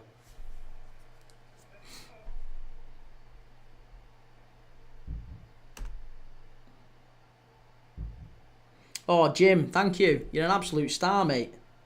Absolute star. Thank you for flagging that. I don't know why it keeps doing it. Well, I do. I do know why. Here's Trossard down the right-hand side here. Right, the clock's just going on a little mad one for a minute. Saka, corner to Arsenal. Right, there you go. We're all synced up again. Crikey. Right, I can actually sort it all out now. Cheers, Jim. Right,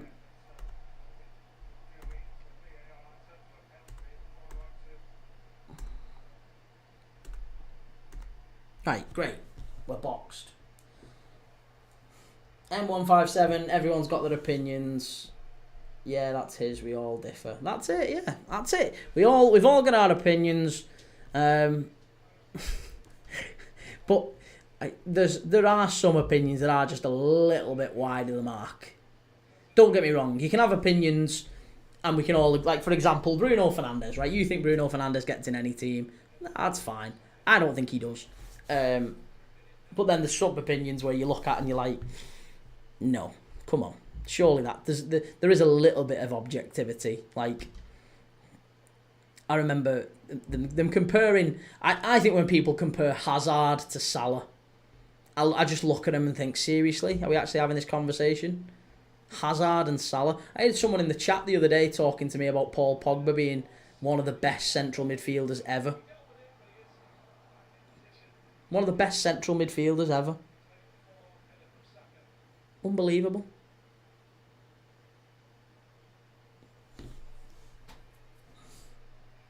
CJ19, I think Suarez. I think CR7 is overrated. I'd rather have Suarez. Suarez won us the league in 2021. Suarez, for me, is the best centre-forward I've ever seen. I genuinely believe that. Luis Suarez is the best centre-forward I've ever seen.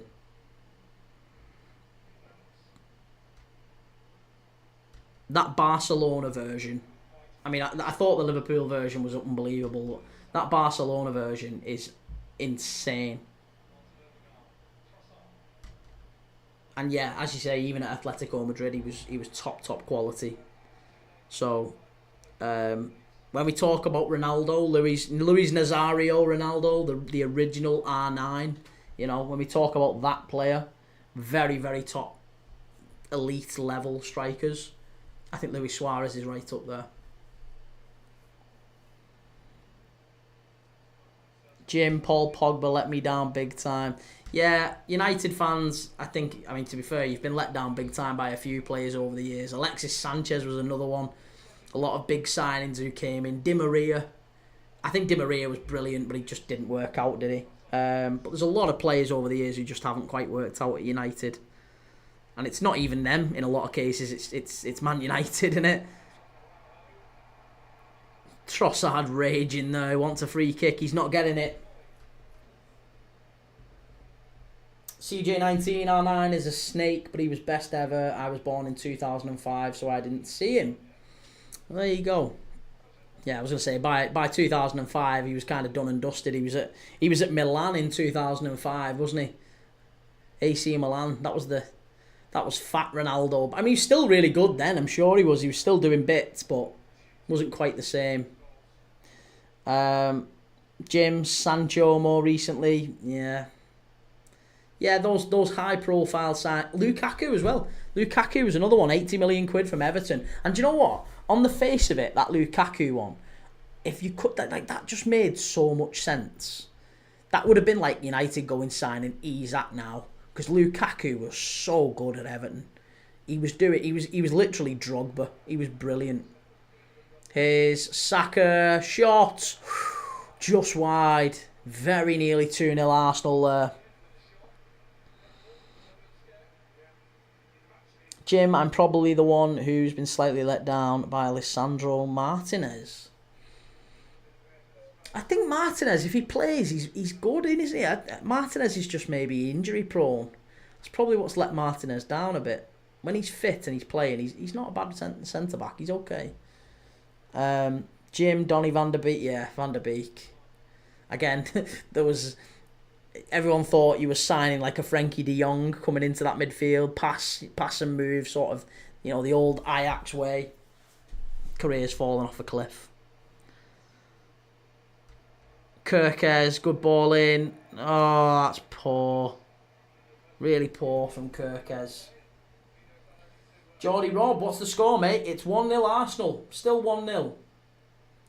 CJ19, I think Atleti needs a new number 9. Sorloth is an off-the-bench player. Greasy's getting old, and Alvarez is brilliant. Well, Alvarez, Alvarez is on about being moved or being linked to Liverpool. Yeah.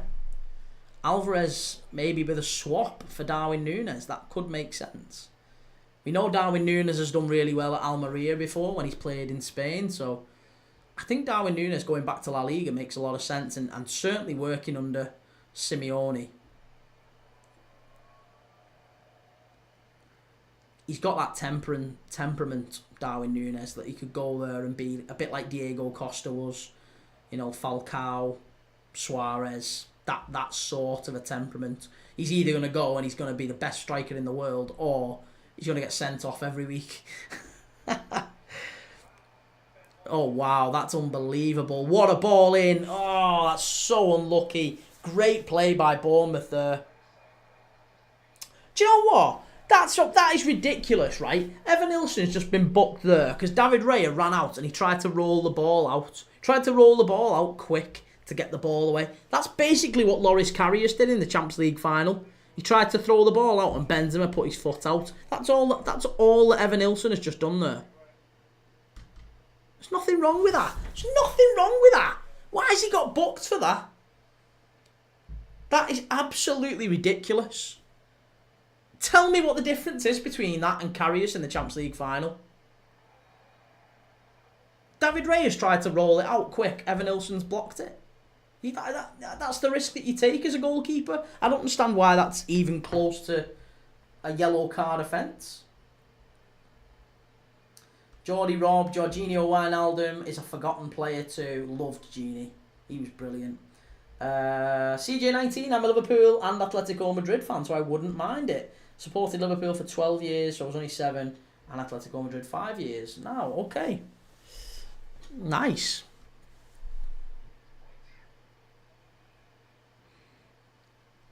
Jim, Martinez dips in and out of form, like you say, it's probably injuries.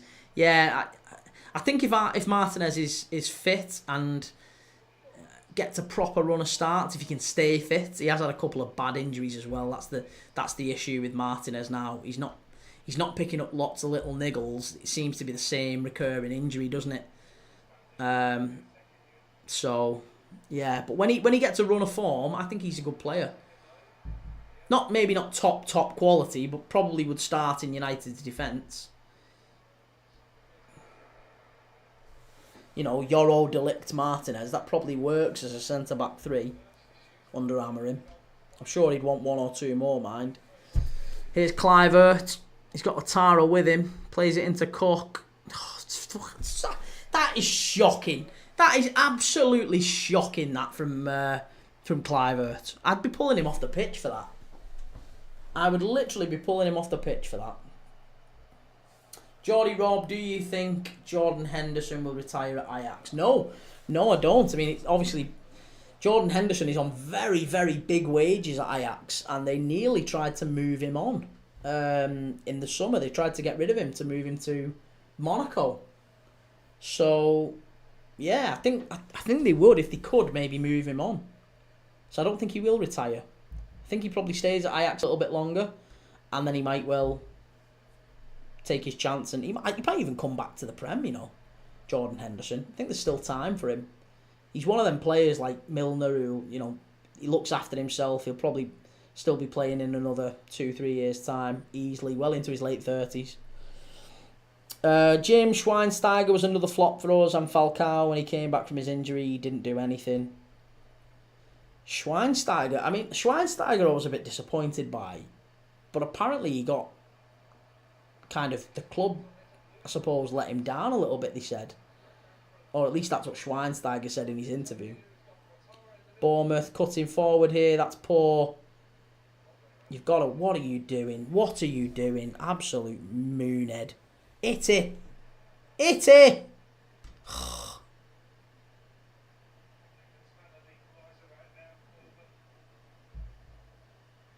Right, shoot. Oh, Rose Ed from Kluivert. He's had a poor game.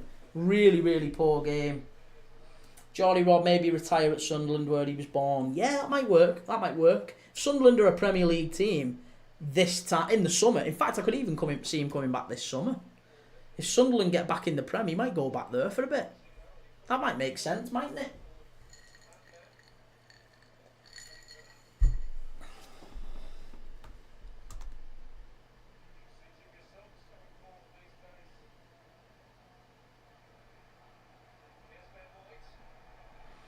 Ben White driving forward here for Arsenal. Played out to Rice. Rice over to Martinelli. Cuts inside. Shot. Easy for Kepa. Nice and easy. CJ19. I seen Everton drew. Yeah, they were 2-0 up as well, mate. 2-0 up. And then NC, we did that one. We did the watch along at 3 o'clock. And Ciso with the shot from about 30 yards out. Smashed it in off the crossbar. It was a fabulous goal. Really, really good goal. And then George Hurst with a goal about 5-10 minutes from the end to make it 2-2. So, yeah, it was a good game. Really, really good game. I think Everton will be disappointed to have dropped 2 points in a game that they should have really won. They should have had it wrapped up. But they didn't play all that well in the second half, Everton. Reece, I'm bored of this game now. Yeah. It's not been a good second half, has it? Oh, that's a yellow card. That's a yellow card. Dango Ouattara's just absolutely kicked a lump out of, I think it's Odegaard there. Odegaard robbed the ball off him and Ouattara just went, I'm having that. No, it was White. It's Ben White. No, it was Odegaard. White robbed it off him and then Odegaard picked it up and Ouattara just went, boosh, kicked him up in the air. Jim, Kluivert is one of the most overhyped players in the league alongside Asensio and Cole Palmer. Cole Palmer! Kluivert's getting hauled off here for Bournemouth. I'm not sure who's coming on just yet. It's Semenyo. Yeah, Semenyo and Alex Scott is coming on as well.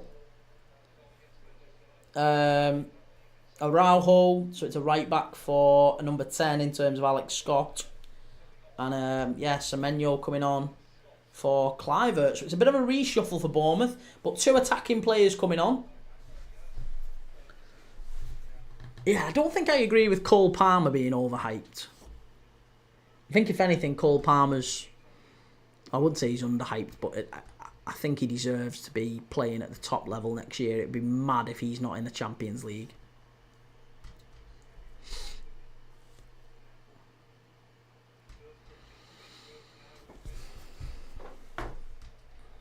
Craig, what's the score? It's 1-0 Arsenal, mate. Yeah, 1-0.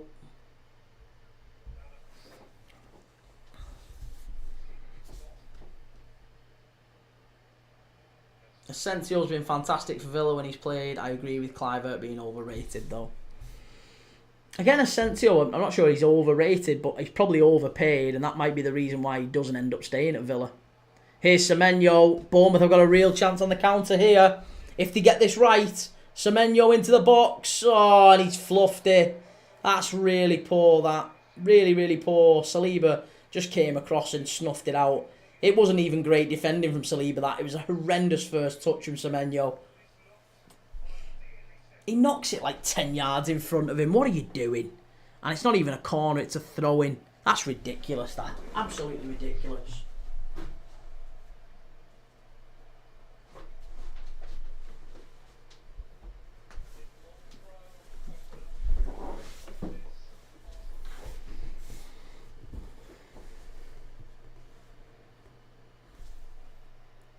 Geordie Rob, opinion on Vardy leaving Leicester. Oh, it's in! Get in there! Hyson! Is it Hyson? It is as well. Yes! Dean Hyson, 1-1. There you go. Get in there. Yes, Bournemouth. Up the cherries. They're all doing some weird celebration. I'm not sure what that means. But there you go. 1-1.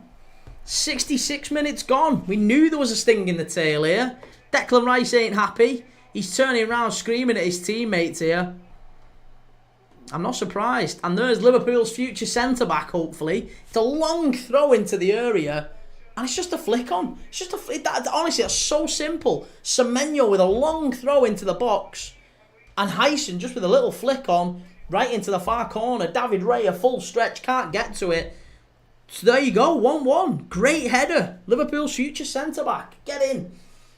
Geordie Rob, opinion on Vardy leaving Leicester. Sorry, Jamie Vardy leaving Leicester has been a great servant to the club. Yeah, fantastic player. 199 goals scored today. Well, that'd be mad, wouldn't it? 199 goals scored today. He got his 199th goal today. I think he will be an option for a couple of Premier League clubs next season. We talked about Leeds, maybe even Everton. He said that he reckons he can still do a job in the Premier League. So, yeah, I think Jamie Vardy will still be a Premier League player next year. Yeah, Leeds, maybe Everton. I wonder who. I wonder who. Sorry, I don't know. Geordie Rob, if Arsenal lose, we up our chances of getting second. You still got to beat Brighton tomorrow, mate. And Bournemouth are really pushing forward here. CJ19, that celebration is showing how Arsenal was clawing onto nothing all season. Geordie Rob, do you think James Trafford will be a good signing for Newcastle? I don't think James Trafford is going to sign for Newcastle, mate. No, I don't think he is. James Trafford was linked to Newcastle last season. But I don't think he's not going to come to Newcastle now. Not given that Burnley have just come up to the Premier League. I can't see him leaving. I just can't see him leaving. I think he'll stay at Burnley. I mean, unless there's a massive increase in what Newcastle are prepared to pay for him. Lee Oxley, Wolves are in for him. Is that Jamie Vardy? Yeah, Wolves are the front runners. See, that would make sense. Yeah, maybe Jamie Vardy going to Wolves, maybe with Dominic Calvert-Lewin on a free. 2 freebies, that could work, couldn't it? With Jorgen Strand-Larsen maybe going back to Celta Vigo. Jim, is this Arsenal's 100th draw? It's up there, isn't it, mate? Yeah, it's definitely up there. City can be second. They could be. Yeah, they could be. City really need to just keep the pace now. Feels like they've, obviously they scored. They got the winner against Wolves yesterday. That was all good. But they need to keep winning. They need to keep winning. They need to win out between now and the end of the season. M157, Ahmad's back, ain't he? Yeah, well, he played. He got a little bit of action, didn't he, at the end of the game with Bilbao, so he might certainly well on the bench, so certainly I would imagine he gets some minutes. They'll probably be very careful with him because they won't want to rush him back and get him, injured again. So, yeah, they'll be careful, but I'm sure he will get some minutes tomorrow against Brentford. Geordie Rob, Newcastle want Hyson as well. I think everyone wants him. I think absolutely everyone wants him. He's such a good centre-back. Phil Griffiths, 82. Liverpool soon to be new signing scored. Yeah, that's exactly what I said, mate, when it went in. Hopefully he is. I mean, Chelsea are apparently in the lead for him, but I don't know why you'd go Chelsea over Liverpool. Come Liverpool, he can start alongside the best centre-back to ever play the game. Calvert-Lewin should go to the Bundesliga like a lower club and try to do a Werner and find his scoring touch. Yes, this is their first ever bad season in a long time. Sully, hi, Aston Villa fan here. Good to see you, Sully. Aston Villa got a good win today against Fulham. Very good win.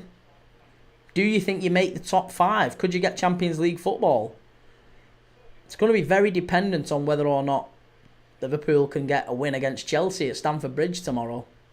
We'll be live for that one here, by the way, again. If you haven't, give us a follow, give us a like or a subscribe, or gone to YouTube and give us a follow as well. Make sure you do so.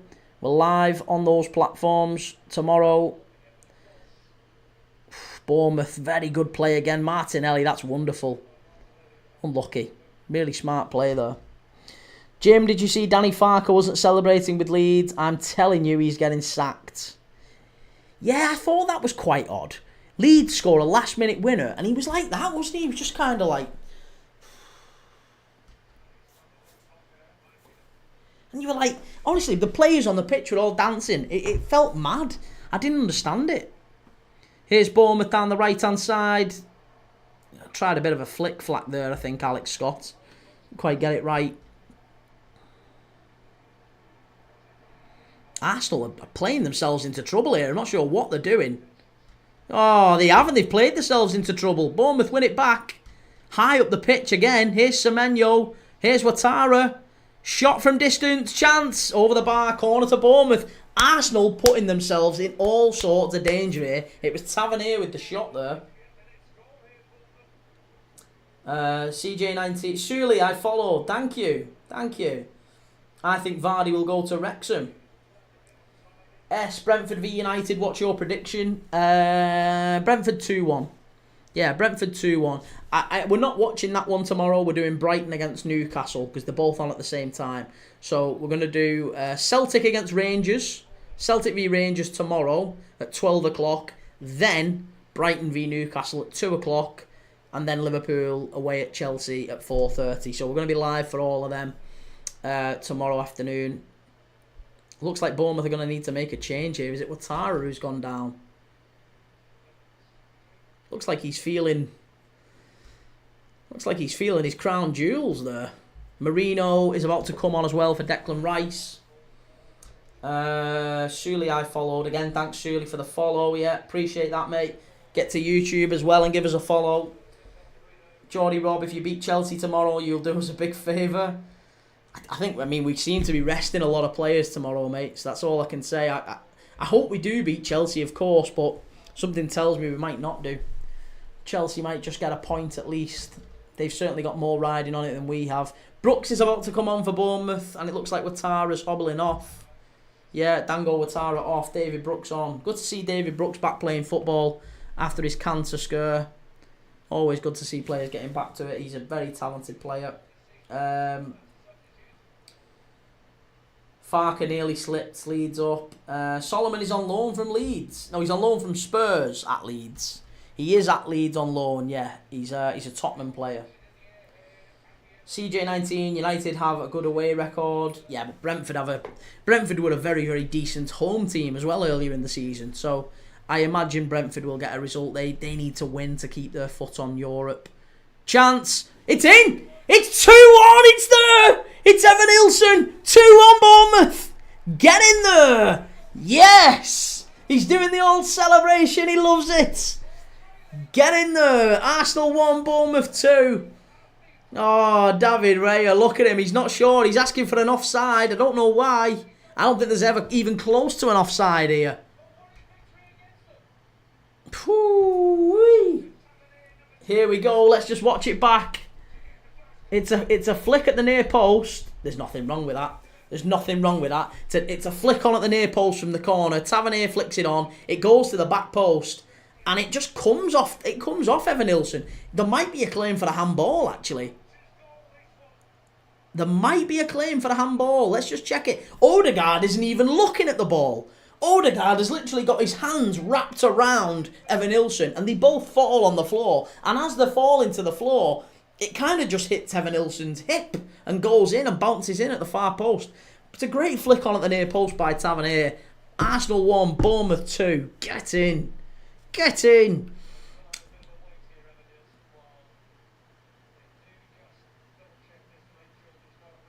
Yeah, there is a wait to check whether there's a handball involved. That's the only thing there might be. Let's just double check here. There's no handball from Tavernier. No, it's there. It's fine. That's his belly, that's his gut. There's nothing wrong with that. Nothing wrong with that. You're not disallowing that. Doesn't hit his hand. And look at, honestly, I tell you something. If that is handball, right, then they've got to look at that for a penalty. Because I'm serious. Look at Odegaard's position. Odegaard isn't even looking at the ball. He isn't even looking at the ball. He's literally turned away from the ball. It looks like he's mid-spear, like Roman Reigns or Edge. He's like literally mid-spear on Evan Ilson, about to get him. It can't be a handball. If it is a handball, it's got to be a penalty. You're not going to be able to say that's a handball definitively whether you do or not. It's a goal. It's got to be a goal. Got to be a goal. Come on. Give it. Stop being stupid. Why is there like a 14-minute check for everything these days? Absolutely laughable. Come on. Why do we keep on checking it again? There's nothing wrong with that. That's a goal. That's a goal. That is madness. Done. Check over. 2-1 Bournemouth. Come on. They're still running it back. They're still running it back. Check for a potential handball. Come on. Get it finished with.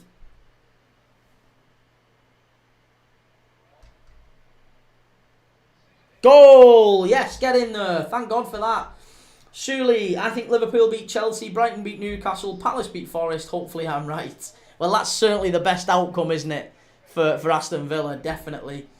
Napoli 1-0, 77 points, 6 points clear. Yeah, we're going to do Inter Milan against Hellas Verona after this game, mate. So we're going to do the Inter game to see whether or not they can bring some of that Champions League form into Serie A and keep the title race going. They need to beat Hellas Verona at the San Siro tonight. So we're going to be watching that straight after this one. If you want to stick with us, make sure you go and give us a follow. Make sure you go and subscribe on YouTube as well. Premier League Dad, we're live every single day doing these watch-alongs. Educating ourselves on the European game, on the football game that we all love. Chelsea and Reds, high-scoring draw, maybe a 3-3. Sam, alright pal, how are you doing this lovely evening? Good to see you, Sam. Yeah, I am absolutely brilliant. I had a great day watching the footy. I was at the park with my little girl this morning. I'm enjoying watching the footy with you lads and lasses. CJ19 did say Bournemouth would win. You did, yes. You did. It's finished. Napoli 1-0 away at Lecce. Geordie Rob, Danny Farke, excuse was he felt he was a bit greedy. Leeds winning the title in recent weeks. Be yourself, Dylan. Wow, PSG lost 2-1. Yeah, got battered. Got battered by Strasbourg, actually. Sully, Liverpool, please do us a favour tomorrow. Geordie Rob, wait, do you like WWE, mate? No. No, I don't like WWE. I haven't watched WWE since I was about 14, maybe 15 at a push. But I kind of have to keep a loose interest in it because my nephew, he liked it for a long time, so I always, he wanted someone to play WWE 2K20 with him or whatever, so I'd play the games with him and you get to know the players. But my era of wrestling is when I was much younger. Your Ric Flairs, your Randy Savages, Bret Hart's, Yokozuna's, all those, and even younger, Ultimate Warrior. That's my era of wrestling, long time ago. Sully, it's hit his elbow. Never. Arsenal might bottle top 4 as well. Nah, Arsenal aren't bottling top 4. They've secured second. I think. I don't think they're going to drop out a second. CJ19, PSG versus Atletico Madrid, Club World Cup. Yes, I am doing the Club World Cup, absolutely. The only one that I'm not going to do is like where it's at 2 a.m. If it's early in the morning, then I can't do it. But the other games, yeah, absolutely, I'll be watching. Be yourself, Dylan. Do you think Liverpool will play a weaker side tomorrow? Well, that seems to be what Arne Slot has said. I don't think he's used the word weaker, but he has said that he will be giving players, he'll be rotating players, yeah. So I would imagine that we see maybe the likes of Curtis Jones, Endo, Harvey Elliott, maybe Kelleher coming in and getting some minutes, Kwanzaa at the back. So yeah, I think Liverpool will change some players, whether or not it's weaker. I don't know. I think we can still give Chelsea a game. We can certainly give Chelsea a game. They struggled past Everton the other day, and Everton are no great shakes. So I'm sure we can go and give them a good game at Stamford Bridge. CJ19, you need a Nagelsmann, someone who uses the same formation but in an attacking sense. Well, there was talk today, wasn't there, about maybe Arteta getting sacked and Arsenal fans maybe starting to turn on him if Arsenal didn't win the Champions League. Because it's 6 years and it does seem to be that they're kind of regressing a little bit now. I'm sure next season is going to be make or break for Arteta. I really do think if maybe they don't sign the players they want to, or let's say they do sign the players they want to but the season doesn't start all that well, they might make a call on him around Christmas time, or he might resign. You never know. He might resign and step back. Geordie Rob, I just love how you featured Roman Reigns and Edge. Well, they're the only ones who spear, don't they? They were the ones who did the spear. So, yeah, that looked like what Odegaard basically did to Evan Nilsson. If that wasn't a goal for Evan Nilsson, that was a penalty, almost certainly. He was getting speared or gored like Rhino. Geordie Rob in football. We got 1-0 up and then we go defensive. Have you seen Youri Tielemans' last few games recently? Yeah. I mean, Youri Tielemans has been a very solid player all season. I think he's had a good season for Villa. Jim, did you like Fabinho at Liverpool? Loved him, Jim. Yeah, Fabinho was terrific. For a spell, I would argue he was the best defensive midfielder in the world. He was brilliant. Absolutely brilliant. But, unfortunately, like a lot of... It does seem to be prevalent with Brazilian players. Brazilian players tend to have an early peak, and then they don't. It doesn't last all that long. You have the occasional outlier like Thiago Silva and players like that, but the vast majority, Marcelo maybe another one, but the vast majority, if you think of like Ronaldinho, Ronaldo, Adriano, Coutinho, Neymar, they're all brilliant in their early to mid 20s, even as a teenager, and then they get to like their late 20s and they're all goosed. Pato was like that as well, wasn't he? Alexandra Pato. Jim, if Liverpool beat Chelsea and Palace beat Forest, do you think Villa get the Champions League? I think it'll open the door. Yeah, it'll open the door. They need results like that to go their way. They need Liverpool to beat Chelsea tomorrow, and I think they probably need Palace to get something against Forest. Maybe not beat them. If Palace can beat them, then great. But as long as they get a point, then there's not much in it again. It's back down to, they can turn it round in one game. There was a spell where they were 4 points. It's now narrowed again. So yeah, it'll be interesting to see what those results are this weekend. Tomorrow, Monday, we'll be live for Palace and Forest on Monday night here as well. So stick with me. Scouse House, who is on, mate, now? Arsenal and Bournemouth, mate. Arsenal 1, Bournemouth 2. That's what's on now. We're in the last 5 minutes of normal time and then injury time. Sully, who do you reckon is going to drop out of the top 5 and who's going in? My money on right now, if you had to say I have to pick someone, it would be Chelsea. That would be my gut feel at the moment, is that Chelsea will get it done. Just because I think they've got more quality than Villa and Forest that they can call on. They've got players like Cole Palmer that haven't produced in weeks, by the way. Cole Palmer's been dreadful for weeks, and it might well be that they're crap to the end of the season. But if one of them is going to turn it on, I would imagine it's Chelsea. So, I'm backing Chelsea to maybe recover a little bit of that early season form where around Christmas time they were 1 win away from being top of the Premier League table. If you remember that, around Christmas time, it wasn't that far away. And Chelsea since then, they fell off a cliff. Be yourself, Dylan. We don't hear Neymar anymore. He's one of the most overrated players of all time for me, Neymar. Zinchenko, Sterling, and Nwaneri coming on for White, Martinelli and Saka. I think that's a nod to those three starting against PSG next week. Geordie Rob, who was better in their prime, Firmino or Sadio Mane? Oh, you can't ask me to choose between them two. I think there was times where Sadio Mane was better than Mo Salah. He didn't always have the numbers, but he was so good. But then I'll also say that Roberto Firmino, in terms of like a false nine, right? Firmino's Bergkamp levels for me. He maybe Bergkamp a shade better. But when we think about, for me, Dennis Bergkamp's the best of all time in that role as a number, not a number 10, but like a false 9.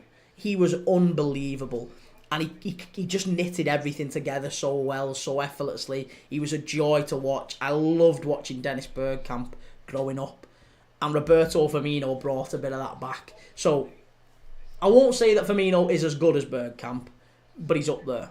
He's up there. He's the same sort of striker, and he was so good to watch. So, for me, I would love to see those two in the prime together. If you could, if we could get that back, that's what I would like to see. But yeah, Firmino is one of my favourite ever Liverpool players. The one and only. Think Man City will get second now. Yeah, they could do, couldn't they? They could do. They're going to have to win it out to the end of the season and hope Arsenal maybe go through against PSG. And then they can focus on the Champions League final. Maybe take their eye off the league.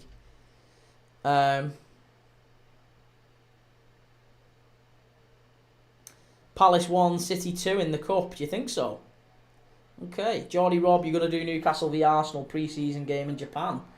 Yeah, I might do. I mean, to be honest, mate, I've not really thought about pre-season in terms of, you know, the fixtures that are on and who's playing who. I guess it'll very much depend on what time they're on. If they're playing in Japan and Thailand and whatever, it's always a bit mad, innit? Because you don't want to be watching games at 4 a.m. in the morning and whatever. So we'll see. I'll certainly have a look at them and we can make a decision on showing them. But I want to do as many games over the summer as possible. We'll still be live every single day. That's what we do on this channel. We're live every single day with watch-alongs. So if there's games on, we'll watch them. If there's no games on, then we'll do maybe a transfer show. Maybe we'll do a pre-season one. Maybe we'll do the Club World Cup. Obviously, we're going to do a lot of the Club World Cup throughout June. Once the season finishes, the Club World Cup's on. So we'll be doing quite a lot of that. Jim, Saudi have taken all the talents. I think they all go back, though, at some point. Like, there's some players in Saudi who are still so good. Like Gabri Vega. Gabri was so well thought of. So well thought of in Spain. It's mad to think that he's going to stay in Saudi. Jim, do you think Zinchenko leaves Arsenal? Yeah, I think he's another one who's too good to just be sat on the bench. Again, and Arsenal fans don't seem to appreciate him. I think he's another one who you want an Alexander Zinchenko around the squad, don't you? You want that sort of a player. CJ19, I'd take De Bruyne at Atletico. I'd love De Bruyne at Liverpool, to be honest. I'd take him at Liverpool just because I know it would wind City fans up, and two, I think he'd have a point to prove. He'd want to really get something back at City and maybe win a league at Liverpool. So I'd love something like that. I think De Bruyne would be great at Liverpool. Sully, right now, whose midfield is better, Newcastle's or Villa's? Ooh, I like both. Yeah, I like both, but I would probably say Newcastle's just about edges it. Villa's is very good though. Yeah, Villa's is very good. Again, both of them are quite. I don't think any of them have got really like top elite quality midfielders in them, and I think you could probably say the same. I mean, in the old sense, in the sense that like Bruno Guimaraes, Joe Linton, Sandro Tonali, as a three, fantastic. You look at Villa's, Kamara, John McGinn, Tielemans, Rodgers, however you want to pick those three together. Again, very good, talented, but the only really one that you would look at and say, maybe Morgan Rodgers. We've moved away. I think football's changed. We've moved away from those like individual flair players in midfield to more of a functional three. A lot like what Liverpool had 3 years ago with Henderson, Wijnaldum. Odegaard's just gone down. It's a free kick on the edge of the area here for Arsenal. Yeah, or even what Liverpool have got now, to be honest. Even what Liverpool have got now with Szoboszlai, McAllister, and Gravenberch. There's none of them there that you look at and think, wow, as a single player they can do kind of everything.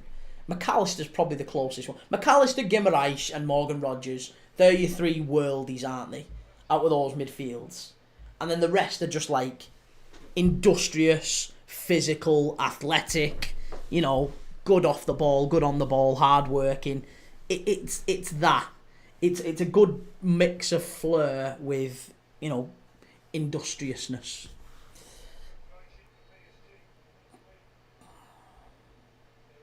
Watership Allen. Anyone else think Arteta was still concentrating on the league? I hate this phrase. We're just concentrating on the league. United have been saying it all summer, and I think they're going to win, or all season rather. All season they've been saying they're concentrating on Europe, on the Europa League, because the league's dead, the league's dusted. It'll be hilarious if they don't actually win anything now. And the same can be said for Arsenal. The same can be said for Spurs as well. No! Oh, Odegaard, very nearly. 92 minutes 4 on the clock. Solskjaer rugby fourth. How big of a wasted talent was Fabio Carvalho? Well, that remains to be seen, doesn't it? Because I thought at Liverpool he did have talent. I think he did have a lot of talent. And he maybe didn't get as much opportunity as he should have done to show what he was capable of. He was a very good player, Carvalho. And then he's gone to Brentford, and automatically, I think his dad's posted stuff on social media, hasn't he, at Brentford, saying, I can't believe my son's not getting picked, and all this sort of thing. It's proper Sunday League stuff. So he's not getting much time at Brentford, even though they've paid a fortune for him. So I guess time will tell whether he's a wasted talent, because I think he'll go somewhere else. If he doesn't get time at Brentford, he'll go somewhere else, and he might yet still kick on. He is a talented player, Carvalho. We're just not seeing much of him, sadly. I think he's made a couple of wrong moves in his career. He was at Fulham, and I think he should have stayed at Fulham. He got the move to Liverpool. I don't think that was well advised. And then he moved to Brentford, and again, I don't think that was well advised, because they didn't play with him. They did the formation, the style of play that Brentford play doesn't seem suited to Carvalho in his natural position. And even when they do play with him in that position, Damsgaard's better. Damsgaard's doing a better job there.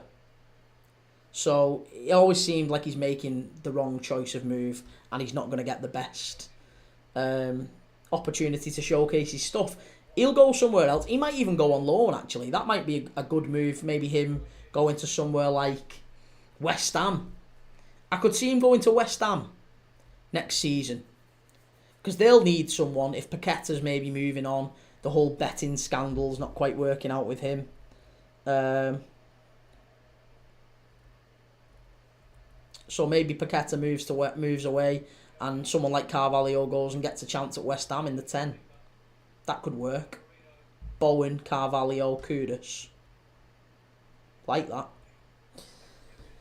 Sully, who's the best form team in the race for the top 5? Right now, Villa.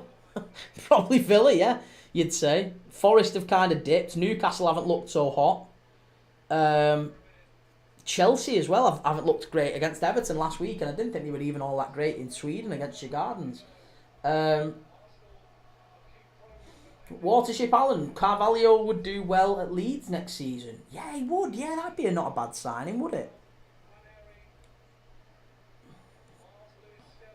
Miles Lewis-Skelly, last 20 seconds for Arsenal. They've got to get something here. They've got to push forward. Raheem Sterling out to Saka. It's a dive. It's a dive. It wasn't Saka, it was Partey. Partey dive. That was an absolute dive. And he's not got it. And it's going to be a free kick. No, it's a goal kick. It's a goal kick. Thought he'd actually give the dive then, ref. Jim, what's worse, or who's worse, Jason Tindall or Arsenal's set-piece coach? Oh, God, I don't like Jason Tindall. I really don't like Jason Tindall. Yeah, lots of head shaking. Saliba's not happy. Rice not happy. Arteta not happy. And I think after this goal kick, the ref's going to blow up. And we might well see. Let's just see. It's a goal kick to Bournemouth. We're past the 6 minutes of added on time. Hey, there it is. The Emirates has emptied. The Emirates has emptied. Bournemouth have won, just like they won at Old Trafford.